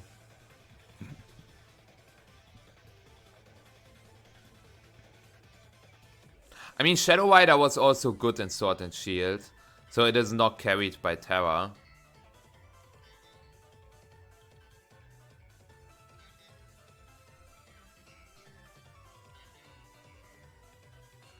Ignoring the Kelly Ice completely. It will get +1 after this turn. Yeah, and he will not Parting Shot into Kyogre, but into his last Pokemon. Well, it could be Urshifu. And switching into Urshifu here is not amazing, but I still think you rather keep the Rain than keep yeah.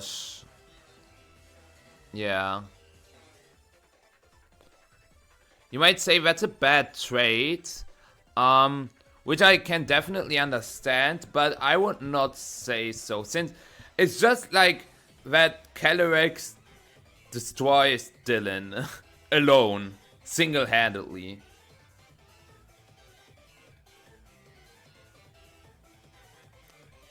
Ah! That was not good. I guess you go to Grimmsnarl now and set up Light Screen and go for Glacial Lance. Like, the Lunala doesn't like to switch here, because whatever you switch into, it dies.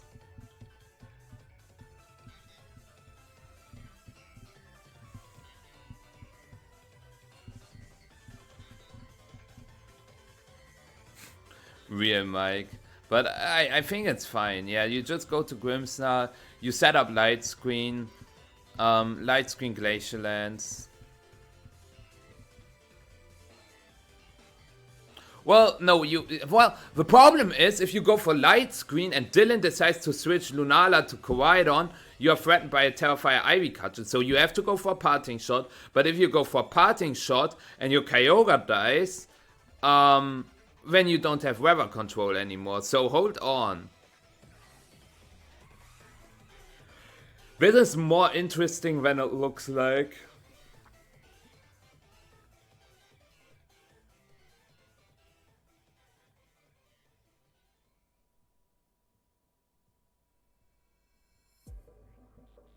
But we do not see anything of that. Man, that did way more than I anticipated. Also, we didn't see a Light Screen. We see a Spirit Break instead, apparently. And this is Glacial Lens or Trick Room?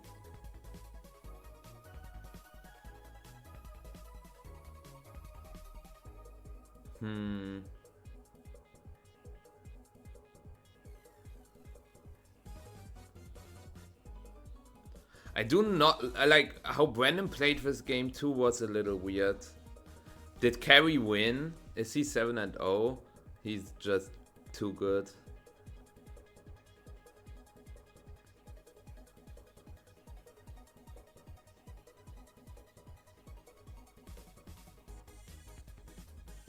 He will bin to Portland? Do you mean he will win? Or did you mean he will bin? Well, like, binning and winning is almost the same, but they are also very far away. So, I guess this is just Terra, Fire, Flare Blitz, the Ice Rider, and Moongaze Beam, the Kyogre.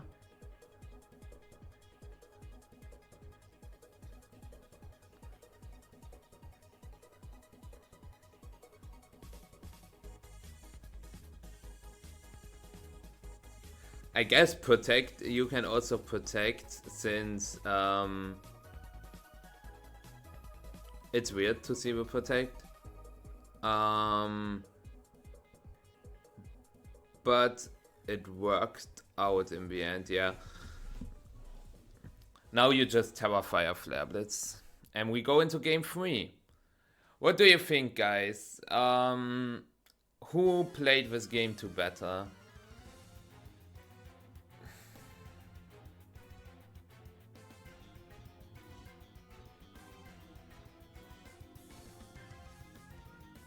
I feel like Brandon was on the driver's seat, but then with the leech seat he kind of binned it. He could have just gotten an early knockout, would have gotten to +1 attack. Like, he was not, like, the Lunala was -1 anyways, it was not threatening, so you didn't have to go for the leech seat there.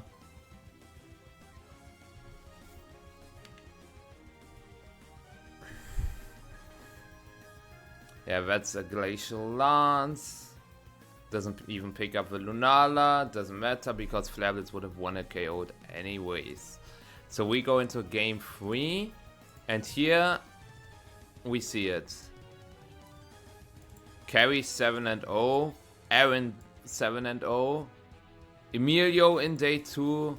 Olivia in day 2. Jeremy in day 2. Len in day 2 again as well. Dr. Aaron Traylor in day 2 with Hard Trick Room. Darts also in day 2.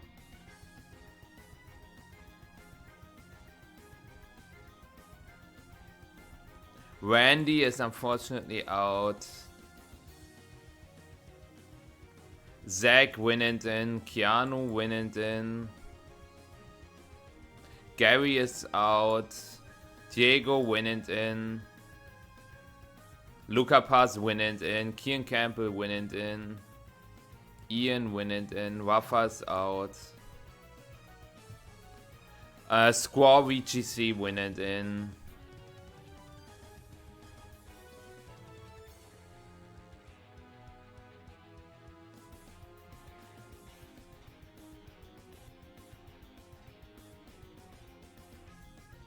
Gavin winning in, Chemo is out.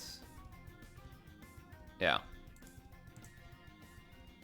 So in this game 3 we could see some adaptations. Like Chiempao certainly is not bad into Rillaboom. It's not bad into non-Terrat Koraidon. It's not bad into Lunala as well. Since we never saw the Instant from Dylan, which is a little weird because as the games played out, the Kyogre never really did anything.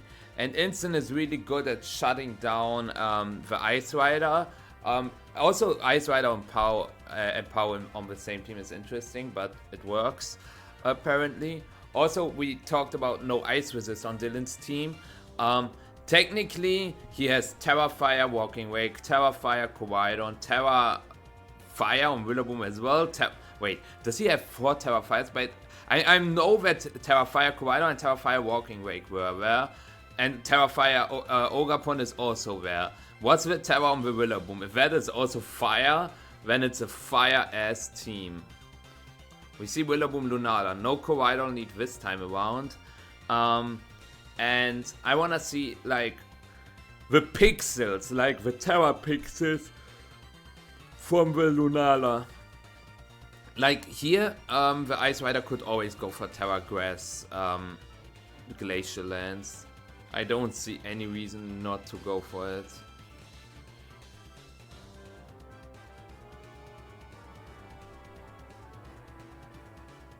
Wait, what were the Terra pixels on the Rillaboom? I did not pay close attention. Was it fire? Wait, we see it now. No, he locked in too fast. Was red. So he really has 4 Terra Fires on his team. I think I've never seen that many Terra Fires. Okay, no Terra, interestingly enough. But we just see Parting Shot anyways. What do you Parting Shot into?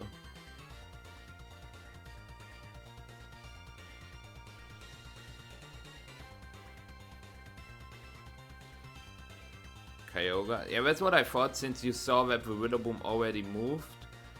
And you might say, oh, but there is Koraidon, but that's fine. The special attack drop is a little annoying, obviously, but there's still no Glacial Land switching. Water, I think. It's Terrafire Rillaboom. So, literally 4 times Terrafire. Ogapon, Rillaboom, Walking Wake, and Koraidon all are Terrafire. I think I might have found my NAC. Is it NAC team? Is it one of those? Or what's the joke? Anyways, here, you cannot safely Terra Rillaboom. Like, yes, the Kyogre's -1 special attack, but Water Spout is still going to hurt a little.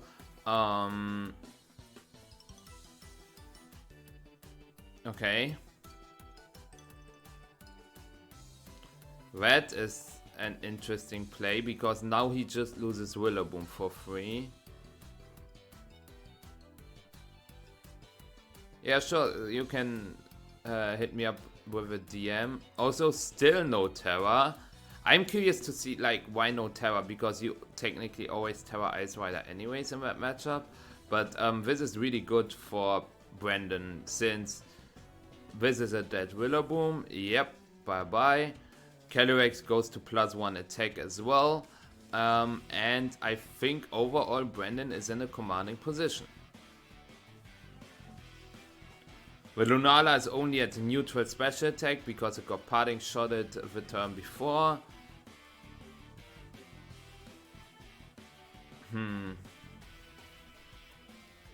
Do we see a Koraidon now? Yeah, it has to be Koraidon, I feel like. Yeah. It's funny that Dylan thinks about every turn for 40 seconds and then he locks this in after 5 seconds. And that's game. That is literally just game.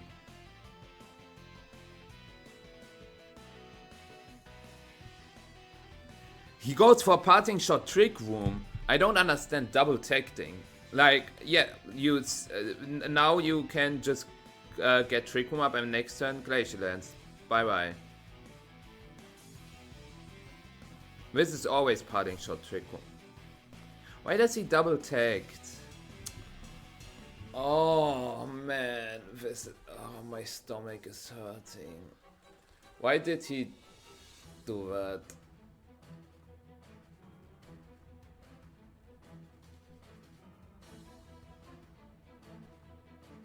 Parting Shot Trick Room.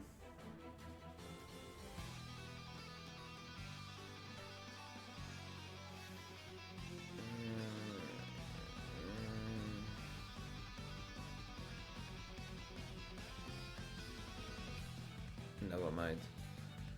Oh, I hate good Pokemon players, because good Pokemon players actually know how to play the game.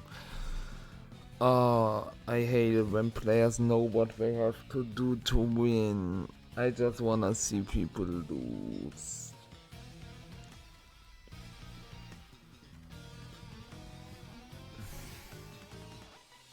Why did he not trick him again? Why is he considering Starfire Wood? Oh. Call an ambulance. Call an ambulance. Literally, it's draining all my life force out because none of this makes any sense. 1-1-2. I guess now Ogerpon survives the Glacial Lands, and I understand what his plan is. He wants to remove the right slot now. Since he would hammered that slot, if Brandon brought Urshifu again, he loses a Pokemon. He either loses Urshifu, the Choice Scarf Pokemon, which outspeeds both Ogerpon and Koraidon, or he just brought Champa this time, which forces Dylan to double that slot, which happened, right? But he gets a Glacial Land off as well. But he doesn't pick up a knockout. Oh wait, there's a Calm Mind. Well, this is a sort of one boosted Glacial Land then. With +1 attack. Crit on Lunala, and that seals the game. Like, now you just Throat Chop Ogerpon. Even if you die to Spiky Shield, that is fine. You just click Throat Chop, Trick Room, I think.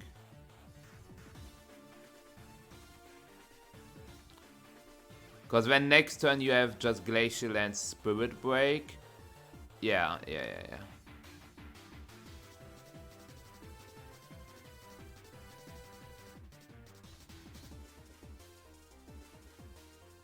You can literally not lose this. I mapped everything out, like even with double protects and weird Koraidon switches, you cannot lose this. It's a game. Like, Dylan could literally surrender. I would never surrender in a position like that, because maybe Brandon fucks up badly.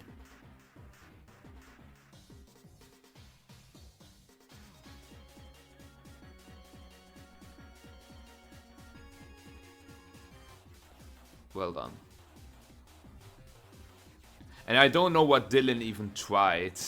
Like, I honestly have no clue.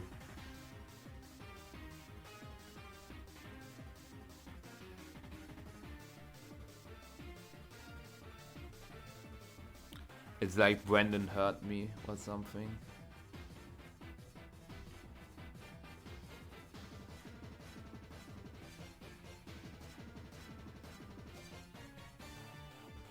Now Brandon can just click Glacial Lance and Sucker Punch into Koraidon, because Lunala dies to sort of one boosted Glacial Lance, and Koraidon, I would say +1 sort of one boosted Glacial Lance does like 50, and the Sucker Punch also does 50 if he goes Starfire. So it's always a pin, and even if it isn't a pin, like if it doesn't KO, the Life Orb would KO, and then it's still a 3v1 against the Lunala, which he always wins. Ogre already terrored. Yeah, never mind. Like, I was thinking about it, and it was, as I said, it was always game, but yeah, now you just Glacial Lance, and I guess you Sucker Punch Lunala, and doesn't even try. GG's. We love our Kyogre in day 2. MDB was giving signals in the crowd. Real.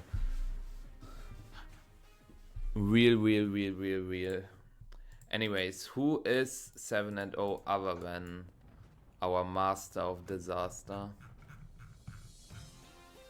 Okay, so actually, if they show a 7-0, Mont was not on stream yet and Jonathan was not on stream yet. So Carrie only has to dodge Aaron Brock.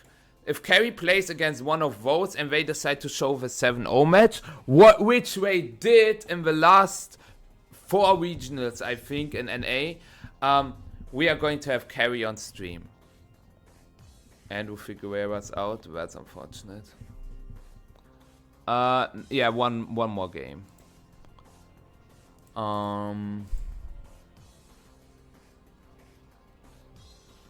Marcus Dion is out. Did you not, Jotas? You also worked with Marcus, didn't you? That's a loss. Also, Talon VGC, Cedric Bernier also out.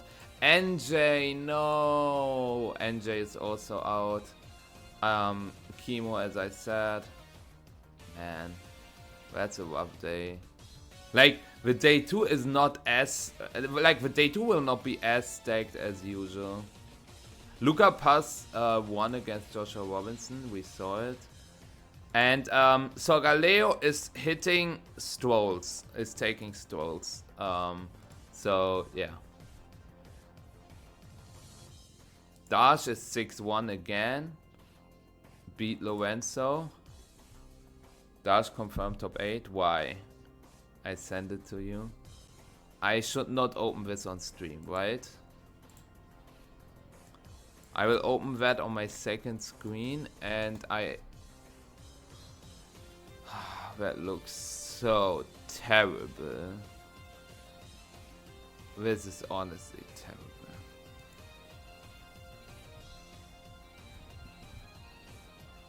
Yeah, Dash this season had like some really good tournaments. 2 top 8s and I think 1 5-3.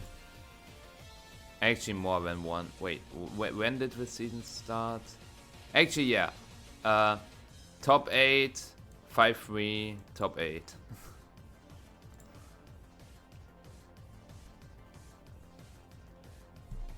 Did you watch his YouTube video? I did not. Anyways, I'm happy for Adi as well to make it to day 2. Darts as well. Mr. Aaron Traylor as well. Yeah, Junxi, Emilio, Zomok. Pretty nice.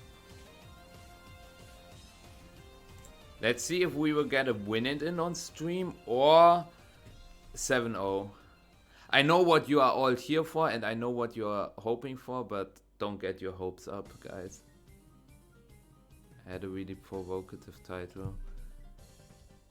If he says like, my team won Utrecht special event, I don't even know what his YouTube channel is. Okay, it's Dash Patel TV. No, it's not. Wait. Isn't that him?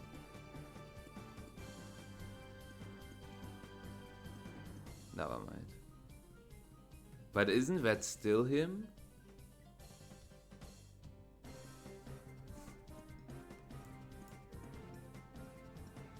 Maybe it's not. Like, I don't want to be... Like, before anybody says, oh, that's racist, you mixed up both of them, but... He looks just like...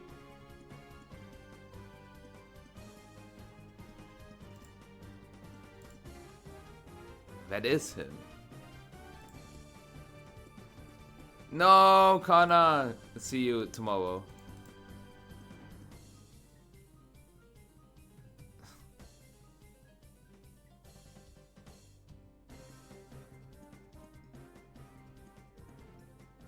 That is crazy.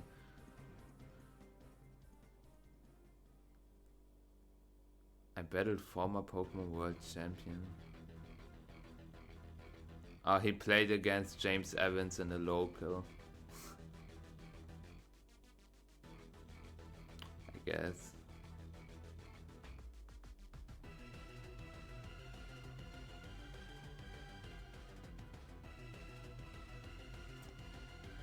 I guess.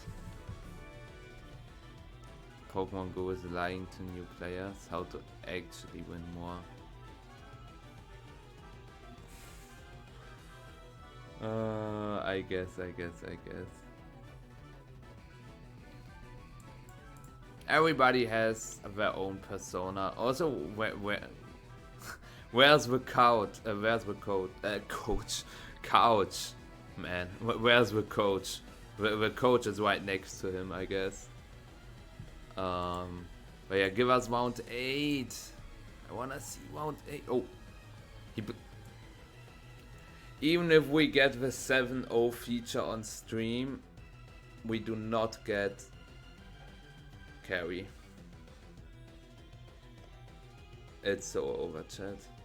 But guys, did you know that if you go 8-0 in day 1, this tournament only has 10 rounds. So for, whoever goes 8-0 will qualify for Top Cut today.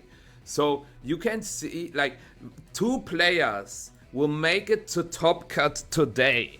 The winner of Table 1 and the winner of Table 2. We've got Jesse against Len as well. We've got Emilio against Shane. Dash against Ryan, okay. Adi against Zheng. That's cool. Darts against Nicolas Morales. Okay, okay. Keep cooking. Okay, this is the stream match, I think. Like, this is the stream match. Yeah, Gavin vs. Luca. Like, there's no way that this is not the stream match. We've also got a win it in Bazard against Brian. I mean, we saw Bazard already on stream, but that's a sick win it in. We've got a Squaw against Brendan. For those who don't know what Brendan is famous for, it's the famous Terra Grass self-sludge wave in one turn.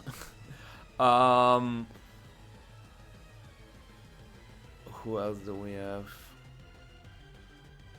Judy and Keanu sitting next to each other.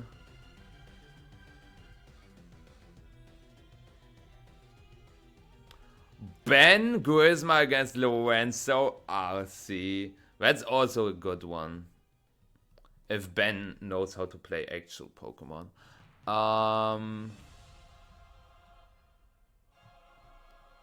Zach Emerging. Oh, that is final boss music. I love Rose. But yeah, Sogaleo winning in against Jaden Copeland. Copeland is so fitting. Like, Sogaleo against Copeland. Copeland. That's what Sogaleo is up against. I guess Sogaleo was living in the Copeland. But yeah, let's see. The tactical Gallade sacrifice. I do not know about that.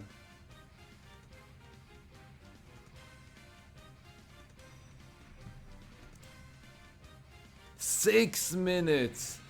Man, how do I... Okay, what about the Blitz ladder? Can I play a Blitz game? I'm first. I cannot. I can start to close some tabs already. Let's close this. So since Zheng won, this looks really interesting. No, William! Oh.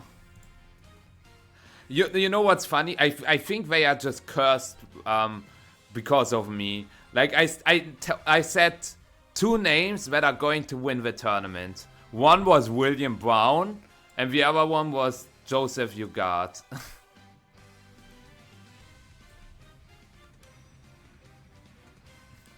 That certainly did not age very well. Kerry also has an insane resistance, 75%. Yeah, he played against Len, he beat Dash. Like, he has 4 players already in day 2.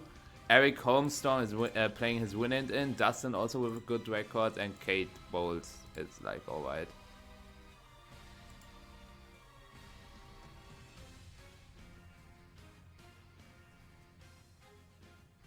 But I think nobody can actually top my day 1 resistance from Stockholm. Like, Stockholm, day 1 after round 8.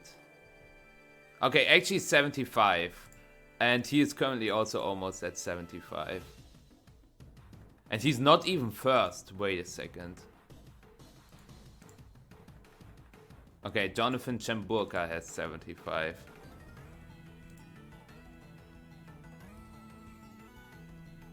Yeah, we will see. 4 more minutes. Moment. Okay, guys, for my new YouTube video, is there a team from Utrecht? Like, it's going to be a Dupi and I played against video. Is there a team from today or from Utrecht that stands out that I should play? Should I maybe test out the Nicolas Morales team with Zamazenta Lunala, or should I maybe play something completely different? I will already tell you I will not play the Nikolai team. The Nikolai team looks as...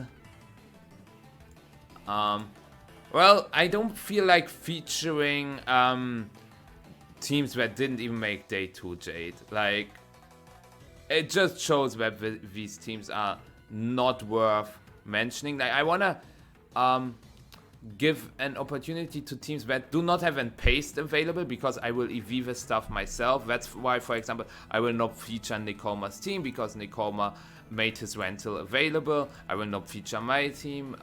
It's available, right? So I think you understand what I'm going through. Really interested in Terrapagos Shadowwire teams. I was also thinking about featuring one, but I do not like this Anchor Disable set. I could obviously feature the Julie one with Will-O-Wisp Palmpath, also with Fluttermane instead of the more common wait, what do you usually see on that slot? Instant Rilla, Cornerstone, Calido, Amoonguss. Giuseppe's team, yeah, that is maybe a team that I can definitely feature. But yeah, why not?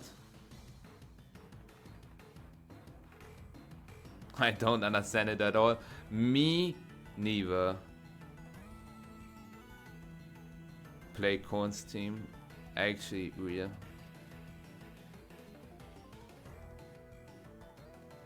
Feature a Melbourne winning team.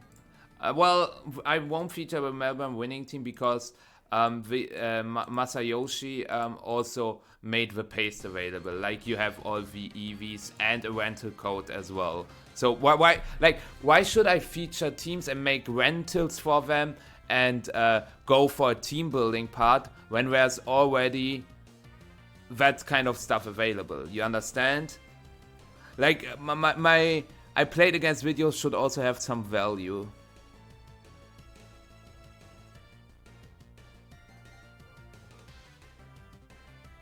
Didn't know he did.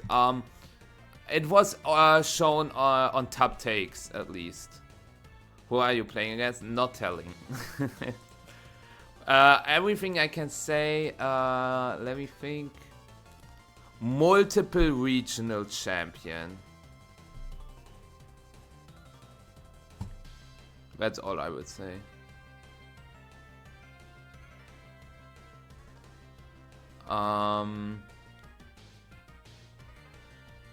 What about one of the teams you lost to in Swiss? Well, votes would be Nick Holmer, which made his team available, and I guess Korn's team, yeah.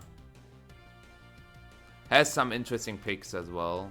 Like, I like to feature interesting teams as well. So it probably comes down to either Korn's team or where do we have? Where's Pepper? Oh wait, wrong tournament. This one. They could not be more different.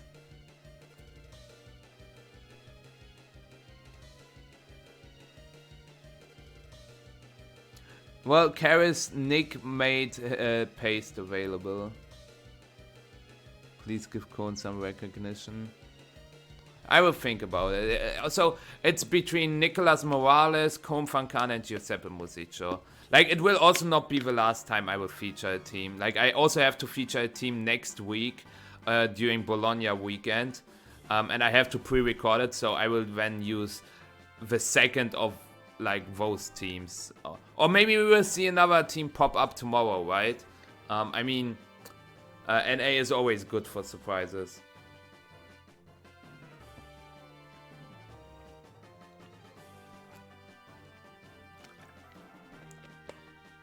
Usually, Entei is not too scary, especially stuff like Life Orb. Entei doesn't do too much damage. But yeah, like Instant and Rillaboom cannot fake out it, you cannot intimidate it, but I would say in the end it's okay. But yeah, we've got the dream cast of Wolf Glick, Aaron Zheng, and Michael Kelch together now. How did he lump himself in there? What an asshole. Anyways, let's see what the last stream match is going to be. And we still haven't seen the non-restricted usages.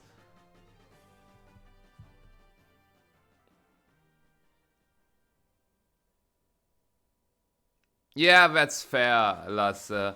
I like after these finishes, he definitely deserves some recognition. But yeah. Some really well-known players in this top 16, but also some players I've never heard of. Like, I've never heard of Jonathan Chamburka or Andrew Post, or even like Justin Wan. Really, really interesting to see. Well, that's what you wanna know, Aris.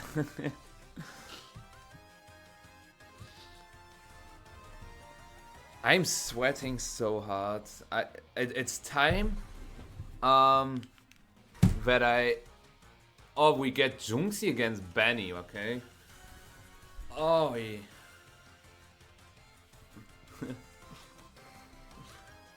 I don't know. It's like hot. It's literally hot in here, and I'm wearing a sweater. That is not okay. It is hype. I'm really looking forward to see Junxi on stream. But it's still something like we had Gavin Michaels against Luca Paz. Maybe I don't know if Gavin is blacklisted or because like Luca was so like he had so many stream games in Milwaukee and that's why they are not showing him. But like, let's be honest, Gavin Michaels versus Luca Paz is probably the most hype matchup we had this round. But yeah, good evening, Arknor. How are you doing?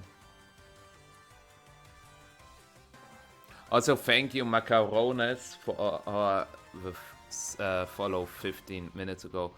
Okay, oh, Jumpluff.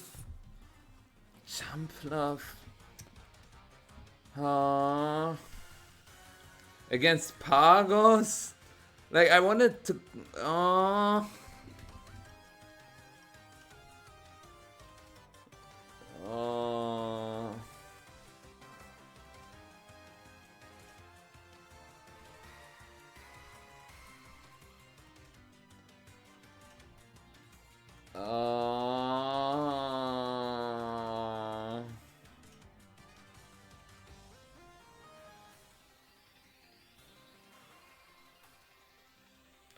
AV Groudon. What is this, Kelly? I said.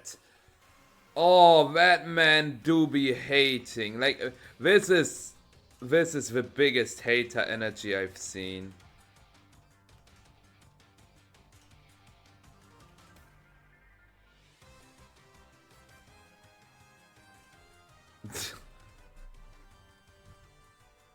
That is insane. But wait, is Wiley actually playing against wait. No, Wiley is not playing against Joe. You were baiting.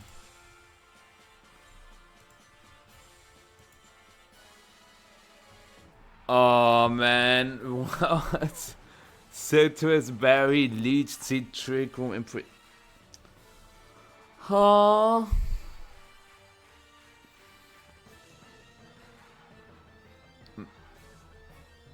Haters do be hating. Oh, what an... Wait, it's Choice Band Urshifu? Why is there a Choice Band Urshifu on a Pagos team? And why is it Terra Water? What is this bullshit? Nah, I'm not watching this. I'm going home. Actually, I am home. Fun fact, Junxi... Would you say Junxi has the top 8 locked? He's currently 6 at 1548. I mean, William didn't get any points today. William also not registered for NAIC as far as I know. Marcus Dion didn't get any points today. James wasn't playing today. Shillian wasn't playing today. Zach is currently 5-2, I think. Really interesting to see how the Travel Award race ends here. I mean, Lorenzo is also still over here. Darts is over here. So yeah. Fun fact, it's time to go to bed. It is. But not for now.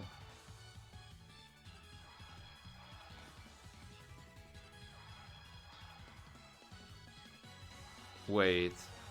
Junxi has Terra Water, Jumpluff, Terra... No, wait, no. Wait.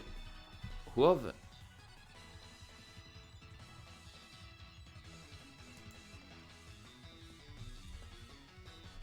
Instant, Willa, Shifu, Among Us.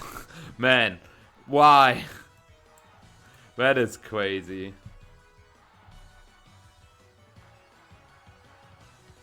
Okay, Flutter, Chiyu. Maybe it's not too bad. Wait, he just leads with Choice Band Shifu against... This lead doesn't make sense. Like, if Jumpluff is on the lead, if Fluttermane is on the lead, if... Like, what? Why would you lead with Choice Band Shifu there? I need an explanation on that.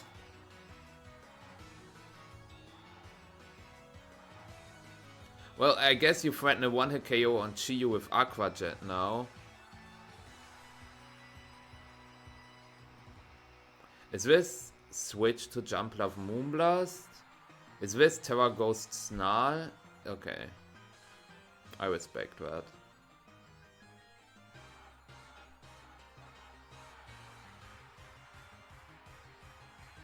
Wait. He ignores the Shifu?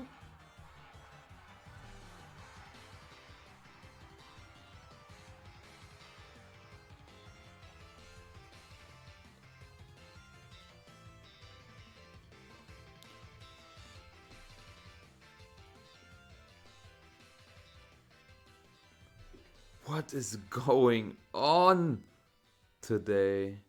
I guess that means he clicks just Aqua Jet into Chiyu and Terra Starstorm. Yeah. Chiyu drops even after a Snarl, right? Well, it depends. Maybe Moonblast gets a special attack drop. It's 30%. It does not. So Chiyu drops. And Fluttermane gets a lot of damage. Also, I just realized it's not a win and in. It's a 6-1 match. Out of all 6-1 matches, why did they decide to put this on stream?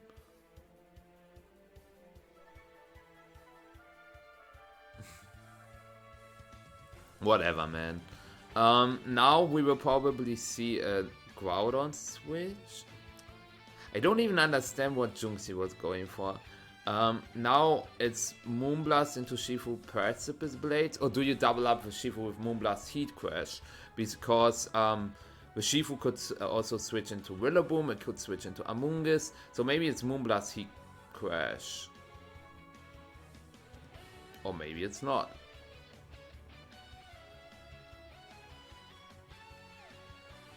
I assume Joe was just on his usual team with Miraidon Summer Center. I don't think he brought Jumpluff to the tournament.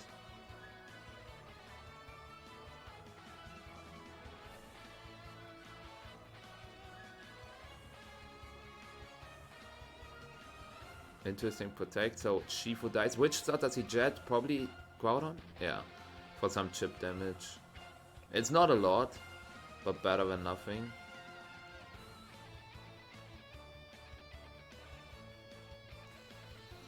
What are we going to see now? Maybe Shadow Rider. And then just Astral Barrage, Starstorm.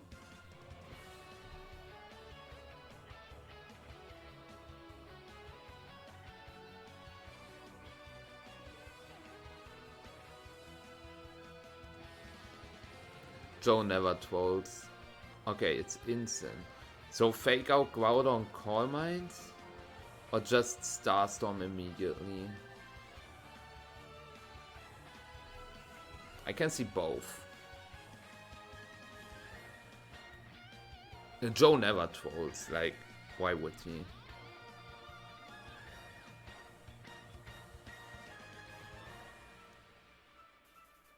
I assume Benny will always fake out the Groudon, even though it's not exerting the most pressure at -1 attack, but it feels like a safe fake out.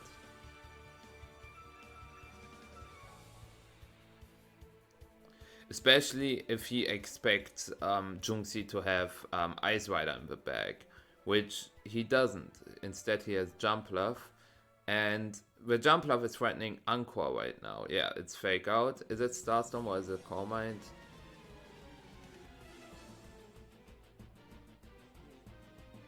Doesn't matter. Yeah, and now Jumpluff could technically Anqua both slots. Well, once Sun runs out, what the flip? Shadow Rider looks amazing. Like Astral Barrage spam looks so strong because Junxi can also. Wait. Did he sleep powder his Flutter Mane? Did he almost misclick? Ah wait, it's Pollen Puff. He has Pollen Puff. Oh.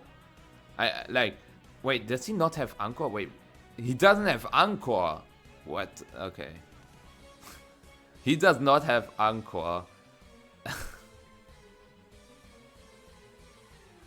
Man, Pollen Puff Jumpluff is ass.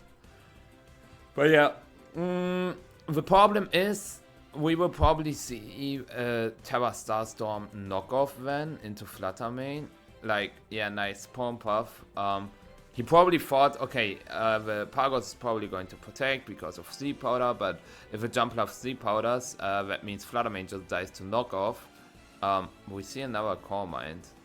That is not the play.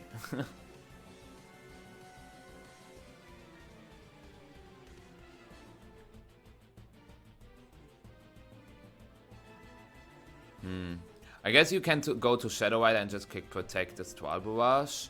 Like, even if Junxi reads that and doubles with Pagos, that Moonblast -1 special attack against +2 special defense doesn't do anything. And you burn one sleep turn immediately. And you wanna keep Instant in the bag to have a one-time switch in against Groudon to get the Intimidate. Of what stage was Pagos at? Now it's +1 special attack and +2 special defense. Like, Benny is hella winning this. Round 7 was alright. Like, not as bad as most of the others, but also not amazing. Why did he not protect the Shadow Rider? Oh, man. Oh.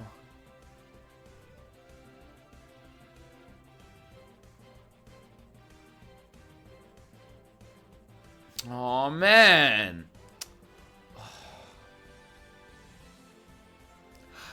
He didn't even Astral Barrage.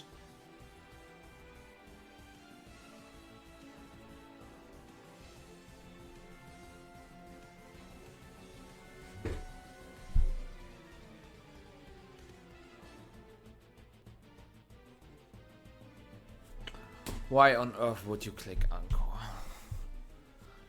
Out of all moves.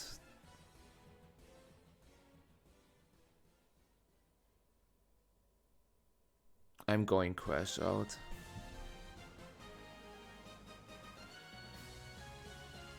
I also thought this prevents Tailwind. Now he can click Protect. When Sun ends and when he has Astral Barrage. But I'm still not a fan of that play. Well, no. If Jumpluff switches to Groudon here, he loses. Okay, never mind. Because when, yes, he doesn't have Sun, but then next turn he can still go for Precipice Blades, Moonblast into Pagos. Drop. Yeah. And another Sleep turn. And now the Jumpluff will just switch to Groudon and the Fluttermane will just Moonblast the Shadow Rider.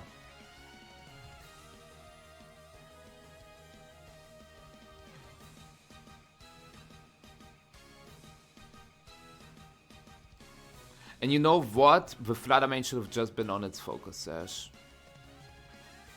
Which means you could pick it up with Terra Starstorm now. But you actually can't, because now you don't even get the Intimidate off on the Groudon. So Benny actually was able to go for his only losing line, and he went for it like a pro player would. I mean, it's also a skill to find the best losing lines, because not everyone can do that. I think the second comment was not the issue. Not going for his Trial Barrage and instead going for Anchor made no sense at all.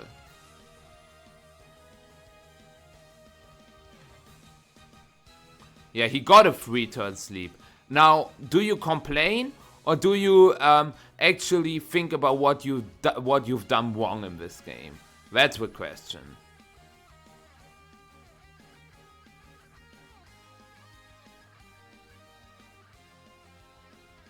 He has lines though. Which lines? Missing, like dodging a lot of Precipice Blades. Wait. Icy Wind? You can miss Icy Wind, sir. Also, what's the power of Heat Crash against Terrestrialized? Greediness! Greediness gets punished. And like, why do you Icy Wind? Out of all moves, why do you need this 2% damage on Pagos?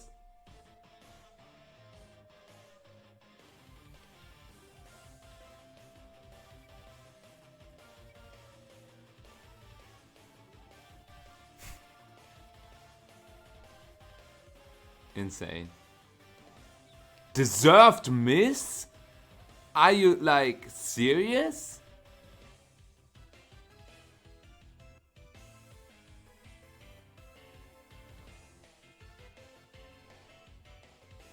Well, it's deserved because there was no fucking reason to ever click that. Just Moonblast the Shadow Rider. Now, Junxi has to go for Tailwind Precipice Blades and either hope that Precipice Blades knocks out Terrapagos or that Groudon survives another Terra Starstorm. Tailwind Precipice Blades. Tailwind Precipice Blades.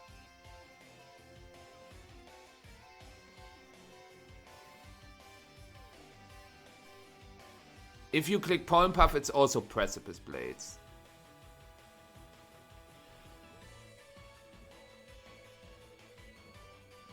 It's never Heat Crash. It's never Heat Crash. Was he faster with Groudon? CSR has no boosts, no.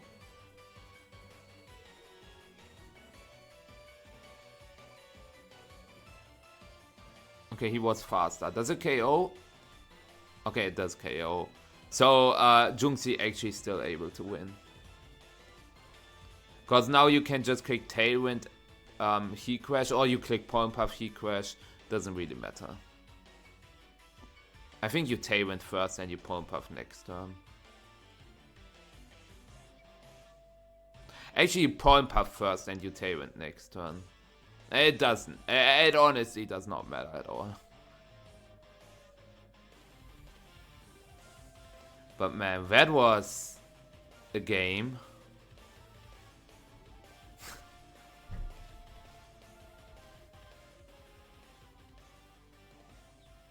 Imagine Benny clicked. If Benny protected the Terrapagos here on the Heat Crash, Benny would have won. Because when he gets an Astral Barrage off.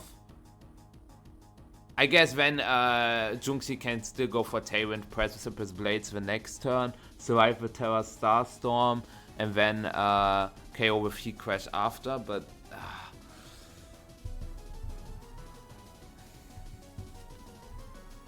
why are we trolling? In the end, why did he click Icy Wind?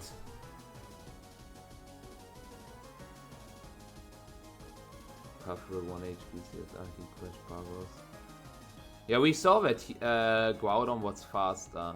Yeah, we were hella trolling. I'm not even paying attention anymore because I was so upset on the Icy Wind turn. Like, out of all moves, why Icy Wind? And yeah, the Icy Wind connected on the Pagos, so you knew that it was also never a speed type between Groudon and Pagos. Like, Groudon was faster. End of story.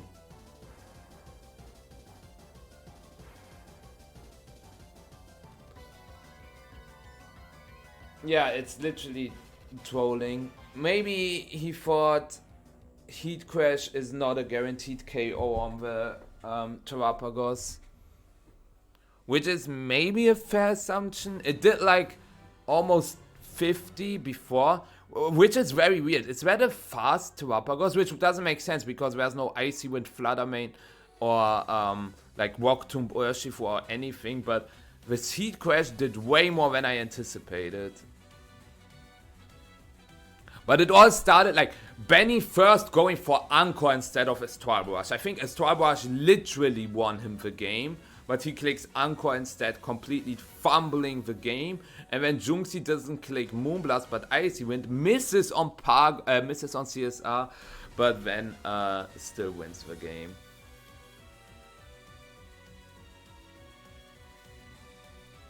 I am so sad.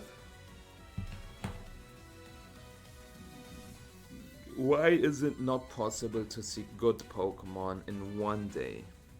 I really hope tomorrow we will see good Pokemon.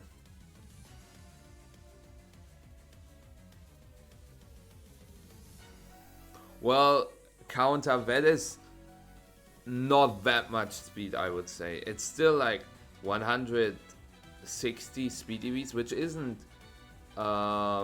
which is not nothing, but you could easily run more.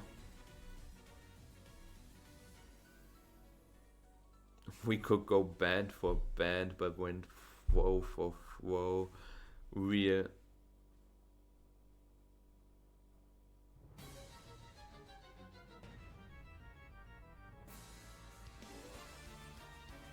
Yeah, I mean, like, playing such a fast Terrapagos doesn't really make sense if you don't have any speed control. Okay, we see a Chi-Yu switch into Jumpluff, which makes sense because we might see a fake out into that slot. You might say he could go Terra Ghost, but even if he goes Terra Ghost, that would mean that Terra Starstorm would be super effective and Knockoff would have just KO'd as well. Instead we see a parting shot into the Jumpluff slot, doesn't really matter in the long run. But we could see a Shadow Rider switch now and just see Astral Barrage Starstorms getting spreaded. There's no good switch in. We see Amoonguss. So that means it's a pretty much a free Spore into the Flutter Mane slot. Unless Flutter Mane goes for Protect and Jumpluff switches, then you are in a bad position. But that's why the Terrapagos could just attack and go for Terra Starstorm into Jumpluff to cover that kind of switch.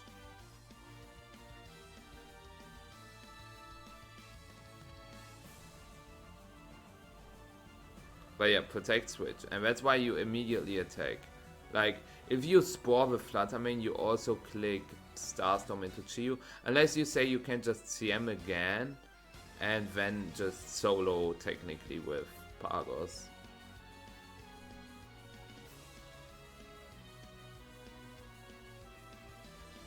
Okay.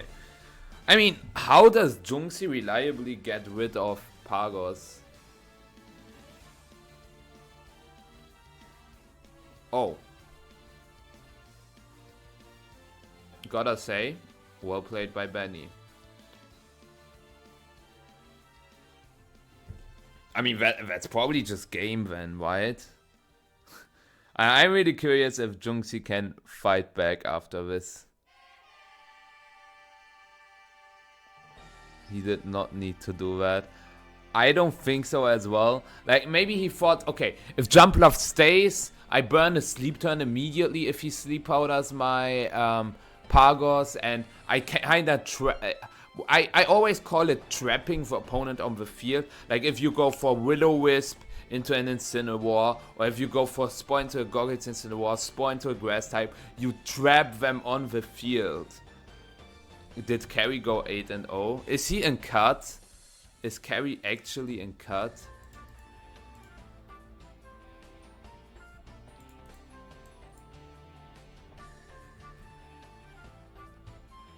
Jotters, I hate you. Professional yapper. Yeah, I feel that, Mike. I feel that.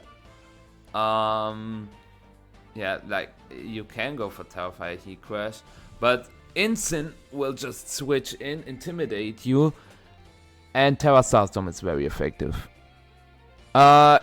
Jade, well, there are not a lot of players. They will only play 2 rounds tomorrow. It's only 466 players. So, 8-2 is enough for cut.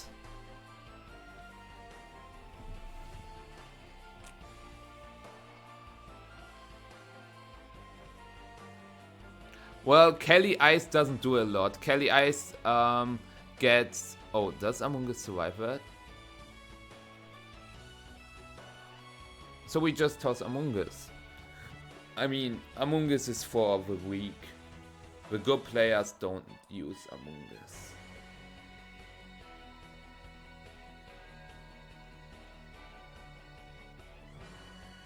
Lily, were you even alive in 2012? Just kidding, obviously, but 2012, man. I remember I got into 3rd class. Wow.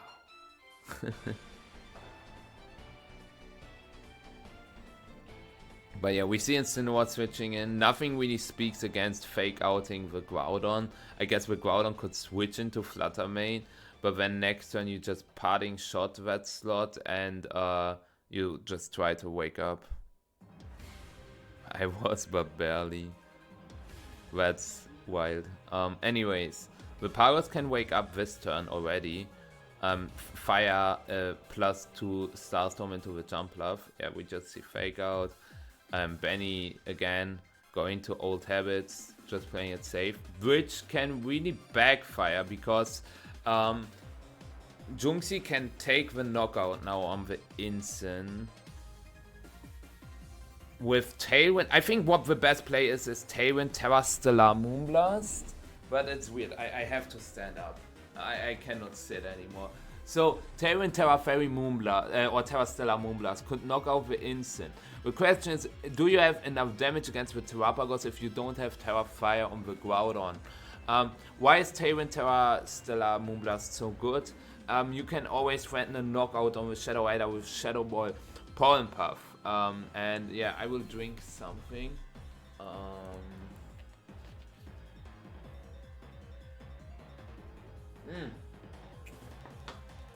You're not Agnoir. I really appreciate that you are here. Increasing the average, the age average. But yeah.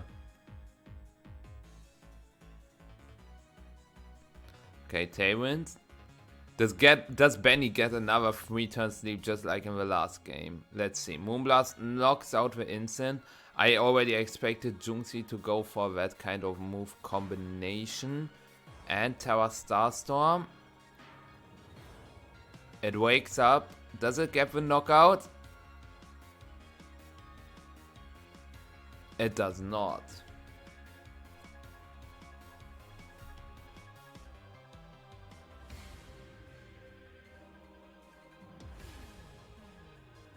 I feel like you just click Astralbo Rush Starstorm because either there's a Sleep Powder or a Pollen Puff. It cannot, like, both things cannot happen. And I think spreading for Junxi is a guaranteed loss. Yeah, okay, Junxi locked him with guaranteed loss. Because Benny is not allowed to protect.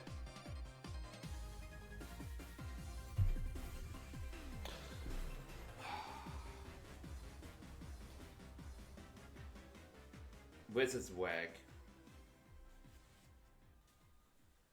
This is whack. Like, you know what would have happened? Is Tribal Rush gets Fluttermane to Sash, knocks out Jumpluff, and then you can... Oh.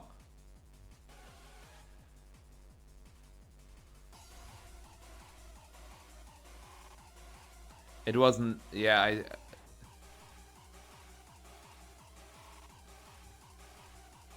And Benny lost the game. Wow. It was so simple.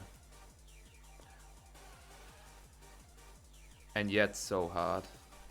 Wait, what?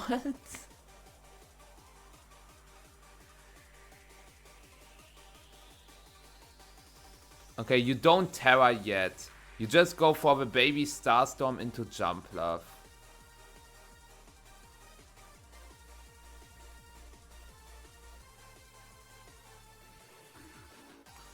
The Fluttermane is barely touching you.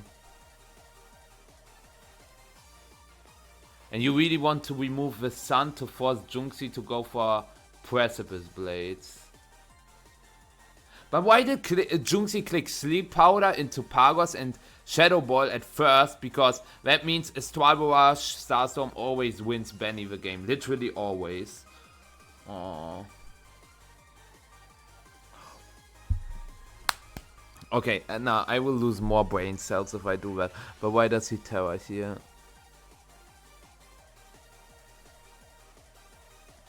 Guys, you also suck. Sorry to say, but why are you saying, why doesn't he Terra? Why didn't he Terra? But this might be one of the worst moments to use the Terra. Like, he had to keep the Terra so that he can remove the Sun from Groudon, so that Junxi doesn't go for Heat Crash, but goes for, what was the move called? Precipice Blades instead. Now he can always go for Heat Crashes.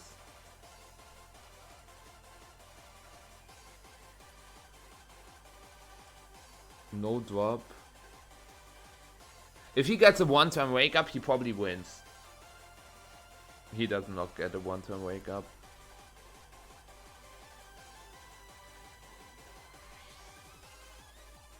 I think with a one-turn wake up, he gets a double knockout here. Then against Groudon, he clicks Protect into Starstorm, into Protect, into Starstorm. Yeah, now you can get back to your Sash. No drop.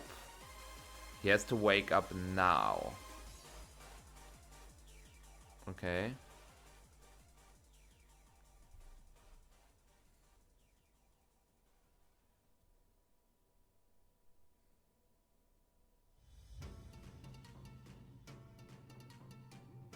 I wonder if Pagos can make it.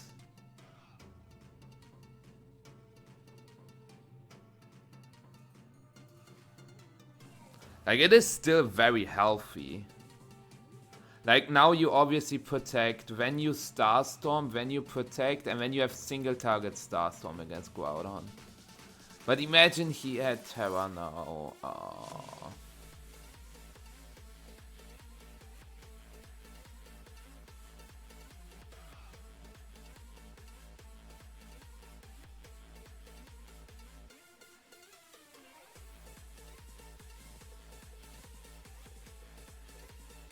The question is, do you go for Protect on Fluttermane to keep the Starstorm spreaded in the next turn? Because then Groudon survives 2 moves, I think. Or do you go for Moonblast to fish for a special attack drop? I think I would Protect with Fluttermane. Heat Crash, Protect. I think it's the better play. It's not just I think, it is confirmed the better play. Heat Crash, Protect.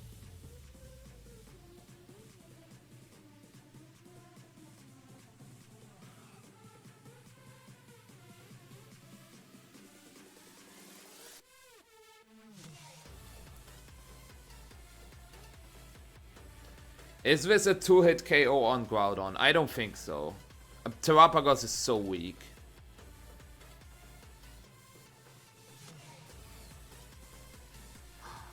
It did 78.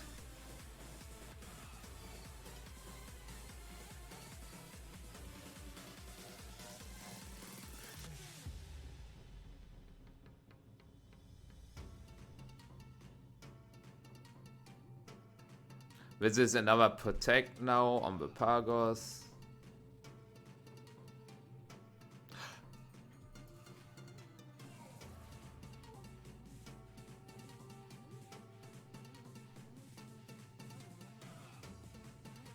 What the fuck?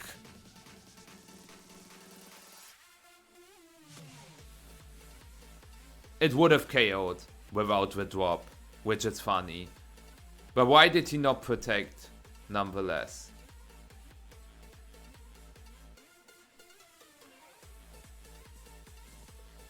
He plays Terapagos.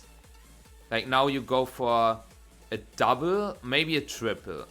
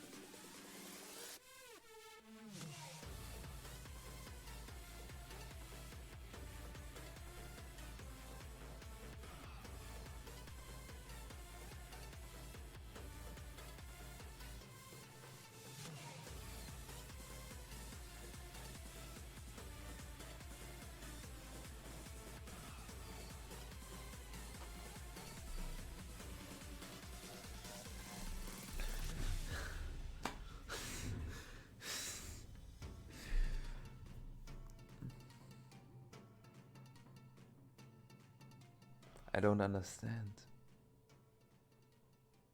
Like, you know, that's how I literally feel about every single game. I don't understand. Like, I just want to understand what the players are thinking at the moment. Like, what is going through their head. Like, what was going through his head not clicking Protect when he had Protect available? What was going through his head when he knew, okay, I can get a triple Protect, and then with enough leftovers recovery, Sun would have ended, and I would have said, Heat Crash would have not KO'd. High Horsepower, probably. But we saw an Icy Wind miss earlier in the set, so he can also miss High Horsepower, right? But no. We just lock in the loose. Like, can someone please explain this?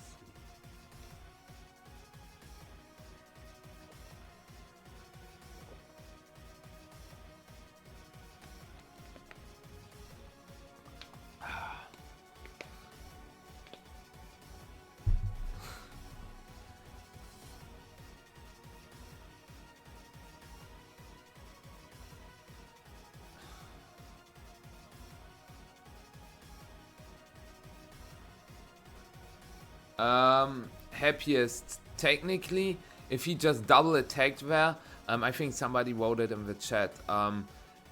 The Jumpluff cannot go both for Pollen Puff and Sleep Powder. So if he just clicks Terra, Starstorm, Astral Barrage immediately, he has a guaranteed win. Like, not just a chance to win, but a guaranteed win. But he clicked Protect first, which is okay, like not the end of the world, but next turn you can still go for Astral Barrage, Terra, Starstorm. But then he clicked, I don't know what, with Shadow Rider and Earth Power into Flutter Mane, which lost him the game.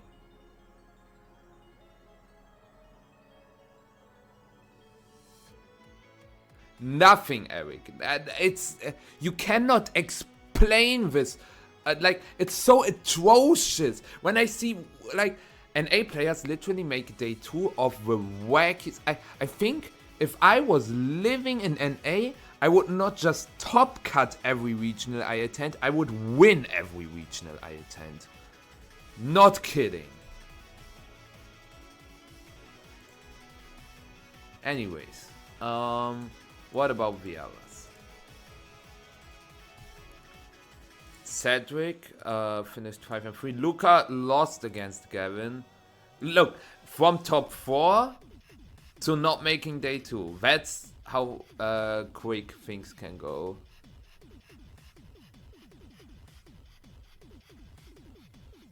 Time to move and get rich. Yeah, I would not have to deal with crappy special events. I could play regionals and more regionals and even more regionals. The tweet predict you made was wrong. Which tweet predict? Miraidon? Or about you winning Portland? Now, I said I'm not winning Portland. My tweet was I'm not winning Portland. And my next tweet will be I'm losing Bologna.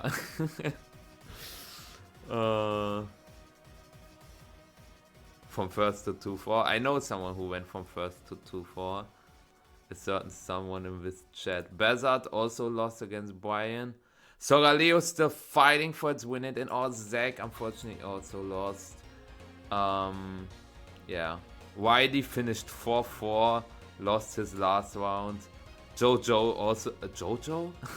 Joe also lost his last round. Jojo. Yeah. The Japanese player lost their last round. Mont and Carry in cut already. Pun intended. Ryan Emilio actually after this terrible stream set, literally terrible stream set, able to make it to day 2. Junxi we just saw, Zheng, Darts, and it's pretty interesting to see a lot of players in day 2 here. All the others made day 2 as well, which is pretty cool. So yeah. It's just Zorgaleo fighting for its life. See you tomorrow. I will not survive this night. I will dream about these stream games, and I like waking up is going to be hard.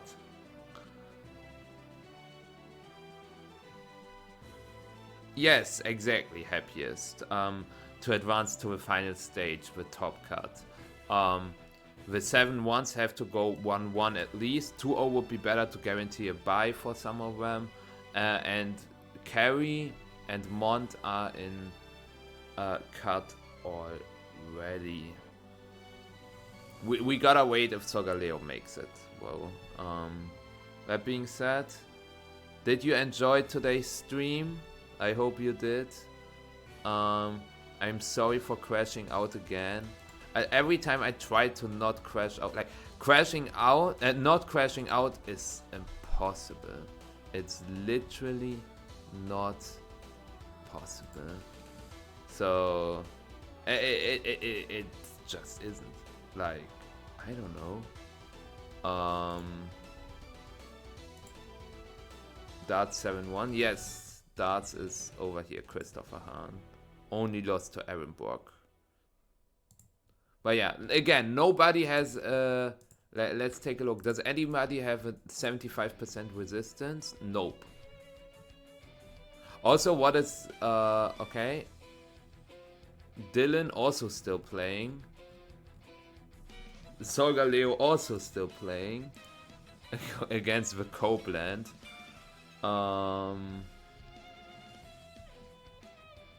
Miraidonization Wushen at 7-1. Who is the Miraidonization Wushen player? Also currently 128th. Oh my god, there will be players maybe who bubble on resistance for points. And you know how many points top 128 is? It's actually 80 points. Imagine you bubble on 80 points. That would be rough. Copeland very fitting. Yeah, we were talking about it.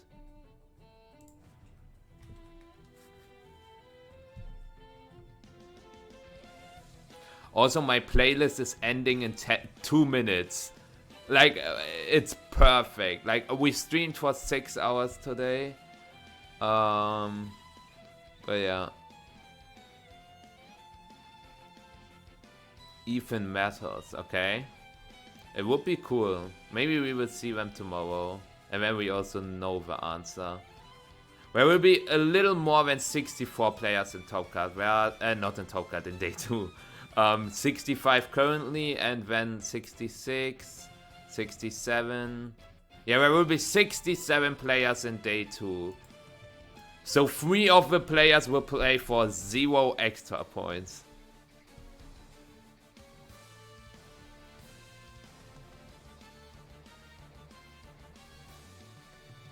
We also still have a 6-1 match going on. David Hutner against Araf Alejandro Vera Almaraz. Yeah. Okay, I will update. Okay. Who won? David Hutner did win.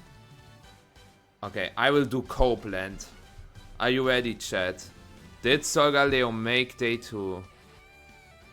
We will find out in 3. They don't play for 0 reason, but like, technically they do. Okay, 3, 2, 1.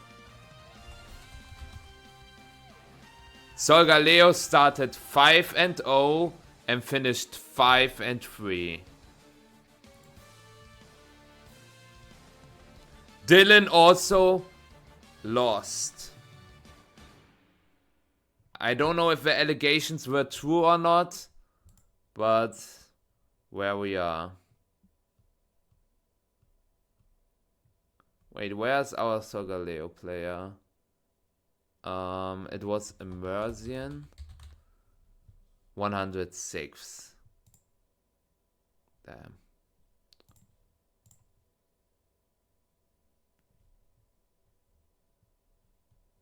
That's rough. I won't talk about it. If you wanna know, you gotta rewatch the stream, because now you can do it. Judy finished 6-2.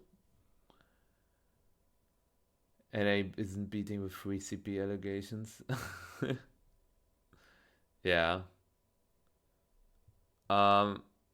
Alrighty.